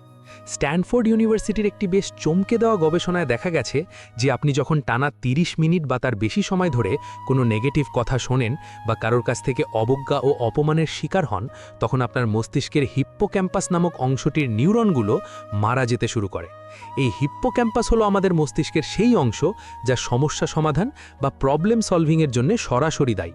অর্থাৎ যারা আপনাকে ক্রমাগত অপমান করছে তারা শুধু আপনার মন খারাপ করছে না, তারা আক্ষরিক অর্থে আপনার মস্তিষ্ককে ড্যামেজ করে দিচ্ছে, আপনাকে বুদ্ধিহীন বানিয়ে দিচ্ছে। তাই কাছের মানুষ হলেও তাদের এই বিষাক্ত প্রভাব থেকে আপনাকে বাঁচতে হবে। কিন্তু কিভাবে? তাদের সাথে কি সম্পর্ক পুরোপুরি ছিন্ন করে ফেলবেন? না, সেটা হয়তো সবসময় সম্ভব হয় না। এখানেই আপনাকে শিখতে হবে রিঅ্যাকশন এবং রেসপন্সের মধ্যকার পার্থক্য। বেশিরভাগ মানুষ যেটা বোঝে না তা হলো এই দুটোর মধ্যে আকাশ পাতাল তফাৎ আছে। রিঅ্যাকশন হলো ইমোশনাল, তাৎক্ষণিক এবং নিয়ন্ত্রণহীন। কেউ আপনাকে একটা বাজে কথা বলল, আপনিও রেগে গিয়ে আরেকটা বাজে কথা বললেন। এর ফলে একটা বিশাল ঝগড়ার সৃষ্টি হলো এবং দিন শেষে আপনারই এনার্জি নষ্ট হলো। আর রেসপন্স হলো লজিক্যাল, ক্যালকুলেটেড এবং নিয়ন্ত্রিত। কেউ আপনাকে সবার সামনে অপমান করল, আপনি রেগে না গিয়ে চোখে চোখ রেখে একটা হালকা হাসি দিয়ে বললেন, আপনার মূল্যবান মতামত শেয়ার করার জন্য ধন্যবাদ। তারপর সেখান থেকে অত্যন্ত শান্তভাবে উঠে চলে গেলেন। আপনি তাকে কোনো সুযোগই দিলেন না আপনার সাথে তর্ক চালিয়ে যাওয়ার। আপনি যখন রেসপন্স করা শুরু করবেন তখন তারা বুঝবে যে তাদের এই সস্তা কথাগুলো আপনার মেন্টাল র্যাডার বা মানসিক সীমার ভেতরে ঢুকতেই পারছে না। আপনি তাদের কথার কোনো ভ্যালুই দিচ্ছেন না। এই অপমানটা তাদের কাছে সবচেয়ে বেশি যন্ত্রণাদায়ক হবে। দেখুন, পৃথিবীতে কিছু মানুষ আছে যারা এনার্জি ভ্যাম্পায়ার। তারা অন্যের জীবনী শক্তি, অন্যের সুখ শুষে নিয়ে বেঁচে থাকে। আপনি যখন কষ্টে থাকেন, যখন আপনি তাদের কথায় ভেঙে পড়েন, যখন আপনার চোখে পানি আসে, তখন তারা এক ধরনের পৈশাচিক শান্তি পায়। আপনি কি এই এনার্জি ভ্যাম্পায়ারদের হাতে নিজের জীবনের কন্ট্রোল তুলে দেবেন? কক্ষণই না। আপনার জীবনের সবচেয়ে বড় প্রজেক্ট হলো আপনি নিজে। আপনাকে যারা অপমান করেছে তাদের লিস্ট করা বন্ধ করে আজ থেকে নিজের স্কিলের লিস্ট করা শুরু করুন। আপনার কি ভিডিও এডিটিং ভালো লাগে? সেটা মন দিয়ে শিখুন। আপনার কি ব্যবসার কোনো নতুন আইডিয়া ভাবছেন? সেটা নিয়ে রাত জেগে রিসার্চ করুন। আপনার শরীর কি দুর্বল? জিমে ভর্তি হন এবং নিজেকে ফিট করুন। মজার ব্যাপারটা ঠিক এখানেই। আপনি যখন প্রতিদিন নিজের ওপর মাত্র 1% করে কাজ করবেন, তখন প্রথম কেউ কোনো পরিবর্তন দেখতে পাবে না। আপনাকে নিয়ে হাসাহাসি করা মানুষগুলো তখনও হাসতেই থাকবে। তারা ভাববে, আরে এ আর কি এমন করছে, ওসব দিয়ে কিচ্ছু হবে না। কিন্তু কম্পাউন্ডিং বা চক্রবৃদ্ধি হারের জাদুটাই এমন। আপনি যখন 6 মাস, 1 বছর বা 2 বছর টানা নিজের ওপর, নিজের লক্ষ্যের ওপর কাজ করে যাবেন, তখন একদিন সকালে যখন আপনি আপনার সফলতার রেজাল্টটা সবার সামনে আনবেন, তখন চারপাশের মানুষ স্তব্ধ হয়ে যাবে। তাদের পায়ের নিচ থেকে মাটি সরে যাবে। তারা হিসাব মেলাতে পারবে না যে যেই মানুষটাকে তারা কথায় কথায় অপমান করত, হাসির পাত্র বানাতো, সে এত বড় কিছু কিভাবে করে ফেলল। আপনার সাইলেন্ট হার্ডওয়ার্ক বা নীরব পরিশ্রম একদিন এমন এক কান ফাটানো শব্দ তৈরি করবে যা তাদের চিরকালের জন্য স্তব্ধ করে দেওয়ার জন্য যথেষ্ট হবে। অনেকেই এই রাস্তায় হাঁটতে গিয়ে একটা বড় ভুল করে ফেলে। তারা একটু সফল হলেই বা নতুন কিছু শুরু করলেই সেটা সোশ্যাল মিডিয়ায় ঢাক ঢোল পিটিয়ে সবাইকে জানাতে চায়। তারা স্ট্যাটাস দেয়, আমি এখন এই প্রজেক্ট শুরু করছি, এবার হেটাররা দেখুক। না, এই বোকামিটা ভুলেও করবেন না। আপনার অপমানকারীদের কখনো আগে থেকে জানতে দেবেন না আপনি কি নিয়ে কাজ করছেন। আপনার প্ল্যান, আপনার পরবর্তী স্ট্র্যাটেজি সব গোপন রাখুন। চাণক্য তার বিখ্যাত নীতিশাস্ত্রে বলে গেছেন, নিজের দুর্বলতা এবং নিজের ভবিষ্যৎ পরিকল্পনা কখনো কারো সাথে শেয়ার করতে নেই। কারণ মানুষ আপনার ভালো সময়ের চেয়ে আপনার খারাপ সময়ই বেশি আনন্দ পায়। তাই আপনার কাজ হবে একটা সাকসেস ভল্ট তৈরি করা। আপনি আপনার ঘরের দরজা বন্ধ করে দিনের পর দিন ঘাম ঝরাবেন, নিজের মেধা শান দেবেন, চোখের নিচে কালি ফেলবেন, কিন্তু বাইরে এসে এমন স্বাভাবিক ভাব করবেন যেন আপনি খুব সাধারণ একটা জীবন কাটাচ্ছেন। আপনার এই নীরবতা আপনার বিরোধীদের কনফিউজ করে দেবে। তারা বুঝতেই পারবে না আপনার মনে কি চলছে বা আপনি কোন বড় বিস্ফোরণের প্রস্তুতি নিচ্ছেন। আপনি কি কখনো চাইনিজ বাঁশ গাছের বৃদ্ধির প্রক্রিয়া সম্পর্কে শুনেছেন? চাইনিজ ব্যাম্বু ট্রি বা চীনা বাঁশ গাছ মাটিতে লাগানোর পর প্রথম 4 বছর আপনি যদি প্রতিদিন সেখানে পানি দেন, সার দেন, তবুও মাটির ওপরে আপনি 1 ইঞ্চিও গাছ দেখতে পাবেন না। 4 বছর ধরে মনে হবে যেন বীজটা মরেই গেছে। আশেপাশের মানুষ হয়তো হাসাহাসি করবে, অপমান করবে এই বলে যে কি বোকা তুই, একটা মরা মাটিতে পানি ঢালছিস, তোর দ্বারা কিচ্ছু হবে না। কিন্তু আপনি যদি বিশ্বাস রেখে নিজের কাজটা চালিয়ে যান, পানি দেওয়া অব্যাহত রাখেন, তবে 5ম বছরে গিয়ে মাত্র 6 সপ্তাহের মধ্যে ওই বাঁশ গাছটি মাটি ফুঁড়ে বেরিয়ে প্রায় 80 ফুট লম্বা হয়ে যায়। প্রথম 4 বছর সে আসলে মাটির নিচে নিজের শিকড় মজবুত করছিল, যাতে সে ভবিষ্যতে ওই বিশাল ৮০ ফুটের ওজন শক্তভাবে সহ্য করতে পারে। আপনার জীবনের স্ট্রাগল পিরিয়ডটাও ঠিক এই চাইনিজ বাঁশ গাছের মতো। চারপাশের মানুষ আপনার আজকের পরিস্থিতি দেখে আপনাকে বিচার করছে, আপনাকে অবজ্ঞা করছে, কিন্তু তারা জানে না আপনি পর্দার আড়ালে মাটির নিচে নিজের স্কিল, নিজের মানসিকতা আর নিজের জেদের কতটা গভীর শিকড় তৈরি করছেন। যেদিন আপনার সময় আসবে সেদিন আপনি ওই ৮০ ফুট বাঁশ গাছের মতোই সবার ধরাছোঁয়ার বাইরে চলে যাবেন। তখন ওই অপমানকারী মানুষগুলো আপনার দিকে তাকালে তাদের ঘাড় ব্যথা হয়ে যাবে। আপনার সফলতার আলো তাদের চোখ ধাঁধিয়ে দেবে। তাই আজ যদি কেউ আপনাকে অপমান করে তবে একটু হাসুন, মনে মনে বলুন, আমার শিকড় তৈরি হচ্ছে, অপেক্ষা করো আর দেখতে থাকো। এই মানসিকতাই আপনাকে অদম্য করে তুলবে। আপনাকে থামানোর ক্ষমতা তখন আর পৃথিবীর কারও থাকবে না। তো যেমনটা বলছিলাম, আপনার শেকড় যখন মাটির নিচে তৈরি হচ্ছে তখন বাইরের মানুষের কথায় কান দেওয়ার কোনো মানেই হয় না। কিন্তু ভিডিওর এই শেষ অংশে আমি আপনাকে এমন একটা সাইকোলজিক্যাল ট্রিকের কথা বলবো যা শোনার পর অপমান নিয়ে আপনার দৃষ্টিভঙ্গি চিরতরে পাল্টে যাবে। এখন হয়তো আপনি ভাবছেন, নেহাল ভাই, আমি তো সফল হয়ে গেলাম, আমার শেকড় মজবুত হয়ে গাছ বিশাল বড় হয়ে গেল, কিন্তু এরপর ওই মানুষগুলোর সাথে আমার আচরণ কেমন হবে? আমি কি তাদের ডেকে ডেকে আমার সফলতা দেখাবো, নাকি তাদের অপমান করে আমার পুরনো অপমানের শোধ নেব? দেখুন, এই জায়গাটাতেই সবচেয়ে বড় ভুলটা হয়। বেশিরভাগ মানুষ যেটা বোঝে না তা হলো প্রতিশোধ নেওয়া নেই তীব্র আকাঙ্ক্ষা আসলে একটা বিষের মতো। আপনি যদি ভাবেন যে সফল হওয়ার পর আপনি তাদের ইনসাল্ট করবেন, তবে আপনি আসলে তাদেরই জয় করলেন। কারণ আপনার সফলতার পেছনের উদ্দেশ্যটা নিজের জন্য ছিল না, ছিল তাদের জন্য। আসল জয় বা সেরা জবাব কিন্তু এটা নয়। সেরা জবাব হলো ইনডিফারেন্স বা চরম নির্বিকারত্ব। আসলে ব্যাপারটা হলো, যখন আপনি জীবনে সত্যি সত্যি একটা বড় জায়গায় পৌঁছে যাবেন, তখন আপনার ওই মানুষগুলোর প্রতি কোনো রাগই থাকবে না, বরং আপনার ভেতরে একটা অদ্ভুত শান্ত ভাব চলে আসবে। মজার ব্যাপারটা ঠিক এখানেই। আপনি যখন তাদের সামনে দিয়ে এমনভাবে হেঁটে যাবেন যেন তাদের কোনো অস্তিত্বই নেই, তখন সেটা তাদের কাছে সবচেয়ে বড় অপমান বলে মনে হবে। জনস হপকিন্স মেডিসিনের একটি গবেষণায় দেখা গেছে যে যারা পুরনো রাগ বা ক্ষোভ পুষে রাখে না এবং মানসিকভাবে ক্ষমা করে দেয় বা ইগনোর করতে শেখে, তাদের হার্ট অ্যাটাকের ঝুঁকি অনেক কমে যায়, রক্তচাপ স্বাভাবিক থাকে এবং তারা মানসিকভাবে অনেক বেশি স্টেবল বা স্থির থাকে। অর্থাৎ আপনি যখন কাউকে মন থেকে মুছে ফেলেন, তখন আপনি শুধু তাদেরই শাস্তি দেন না, আপনি নিজের শরীর ও মস্তিষ্ককেও সুস্থ রাখেন। একটু ভেবে দেখুন, আপনি একটা পাহাড়ে উঠছেন আর আপনার পিঠে একটা বড় ব্যাগ। কেউ আপনাকে অপমান করলো আর আপনি একটা বড় পাথর সেই ব্যাগে ভরে রাখলেন। আরেকজন কটু কথা বলল, আপনি আরও একটা পাথর ভরলেন। এভাবে পাথর ভরতে ভরতে ব্যাগের ওজন যখন ১০০ কেজি হয়ে যাবে, তখন কি আপনি পাহাড়ের চূড়ায় পৌঁছতে পারবেন? কখনোই না। আপনাকে ওই ব্যাগটা ফেলে দিতে হবে। অপমানকারী মানুষগুলো হলো ওই পাথরের মতো। তাদের কথাগুলো বুকে পুষে রাখলে আপনি নিজেই নিজের পথ আটকে দিচ্ছেন। তাই তাদের কথাগুলোকে জ্বালানি হিসেবে ব্যবহার করুন ঠিকই, কিন্তু তাদের প্রতি কোনো ক্ষোভ বা আক্রোশ নিজের ভেতরে জমিয়ে রাখবেন না। তো পৃথিবীতে দুই ধরনের মানুষ থাকে।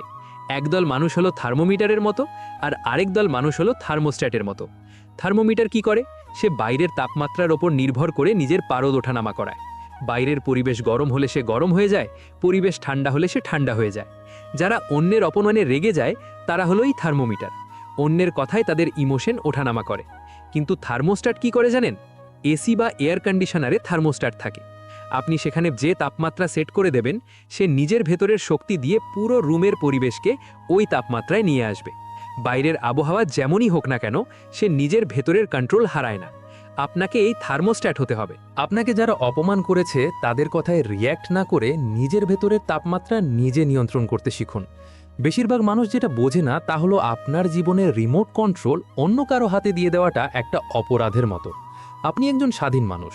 আপনার হাসি, আপনার কান্না, আপনার রাগ, এগুলো আপনার নিজের সম্পদ। কেউ চাইলেই যেন এগুলোকে নিজের সুবিধা মতো ব্যবহার করতে না পারে, সেই শক্ত দেয়ালটা আপনাকে তৈরি করতে হবে। যখন আপনি এই দেয়ালটা তৈরি করতে পারবেন, তখন দেখবেন অপমানের তীরগুলো আপনার গায়ে লাগার আগেই মাটিতে পড়ে যাচ্ছে। মজার ভাকাটা ঠিক এখানেই। যারা আপনাকে আজ ছোট করছে, কাল তারা আপনার নাম ভাঙিয়ে অন্যদের কাছে বড়াই করবে যে ওকে তো আমি ছোটবেলা থেকেই চিনি। এটাই পৃথিবীর নিয়ম। আর এই নিয়মটা যেদিন আপনি হাসি মুখে মেনে নিতে পারবেন, সেদিন আপনি বুঝবেন যে আপনি সত্যিকার অর্থে পরিণত বা ম্যাচিওর হয়েছেন। জীবনে চলার পথে আপনি অনেক ধরনের মানুষের মুখোমুখি হবেন। কেউ আপনাকে ভালোবাসবে, কেউ আপনাকে ঘৃণা করবে, কিন্তু আপনার পরিচয় কখনোই তাদের কথার ওপর ভিত্তি করে তৈরি হবে না। আপনার পরিচয় তৈরি হবে আপনার কাজের মাধ্যমে। ধরুন আপনি একটা সোনার কয়েনকে যদি কেউ ড্রেনের কাদায় ফেলে দেয়, তবে কি সেই সোনার দাম কমে যাবে? কখনোই না। যে ব্যক্তি ওই সোনাটা কুড়িয়ে পাবে, সে খুব ভালো করেই জানবে যে কাদা লেগে থাকলেও এটা সোনা, আর এর ভ্যালু বা দাম অনেক বেশি। আপনাকে যারা অপমান করছে, তারা আসলে আপনার গায়ে কাদা ছিটিয়ে আপনাকে মূল্যহীন প্রমাণ করার চেষ্টা করছে, কিন্তু তারা এটা জানে না যে আপনি আসলে সেই খাঁটি সোনা। আপনার ভেতরে যে গুণাবলী আছে, আপনার যে মেধা আছে, সেটা কোনো অপমানেই নষ্ট হওয়ার নয়। এখন হয়তো আপনি ভাবছেন, কিন্তু এই আত্মবিশ্বাসটা আমি কিভাবে ধরে রাখব যখন সবাই আমার বিরুদ্ধে কথা বলছে? এর সবচেয়ে ভালো উপায় হলো নিজের একটা রুটিন তৈরি করা এবং প্রতিদিন সেই রুটিন অনুযায়ী কাজ করে যাওয়া। আপনি যখন প্রতিদিন নিজের লক্ষ্যের দিকে এক পা করে এগোবেন, তখন আপনার ভেতরের কনফিডেন্স লেভেল এমনিতেই বাড়তে থাকবে। আর যেদিন আপনি চূড়ান্ত সফলতার স্বাদ পাবেন, সেই দিন পেছনের এই কষ্টের দিনগুলোর কথা ভেবে আপনার নিজেরই অনেক বেশি গর্ব হবে। আপনি বুঝতে পারবেন যে এই অপমানগুলো না থাকলে আপনি হয়তো কখনোই আপনার কমফোর্ট জোন থেকে বের হতে পারতেন না। তাই আজ থেকে আর কোনো অভিযোগ নয়, আর কোনো মন খারাপ নয়। কে কি বলল, কে কিভাবে তাকালো, কে আড়ালে কি সমালোচনা করলো, এসব নিয়ে ভাবার সময় আপনার একদমই নেই। আপনার হাতে এখন অনেক বড় কাজ, আপনার নিজের জীবনটাকে একটা মাস্টারপিসে পরিণত করার কাজ। যখন আপনি নিজের ভ্যালু বুঝতে শিখবেন, তখন বাইরের সস্তা কথাগুলো আর আপনার দাম কমাতে পারবে না। আপনার ফোকাস শুধু আপনার লক্ষ্যের দিকে রাখুন। আমি মোহাম্মদ নেহাল, এবং আমি মানুষের সফলতা নিয়ে সারাক্ষণ চিন্তা করি। আপনি যদি এমন কেউ হন যিনি জীবনের কঠিন পরিস্থিতি থেকে ঘুরে দাঁড়াতে চান, তবে সাবস্ক্রাইব বাটনে ক্লিক করতে ভুলবেন না, এবং ভিডিওটি যদি আপনার উপকারে আসে তবে একটি লাইক দিন। দেখা হবে পরের ভিডিওতে নতুন কোনো আকর্ষণীয় বিষয় নিয়ে। ততক্ষণ পর্যন্ত নিজের কাজে ফোকাস করুন। আপনার এই অবিরাম যাত্রায় আমি সব সময় আপনার একজন বিশ্বস্ত সঙ্গী হয়ে থাকব।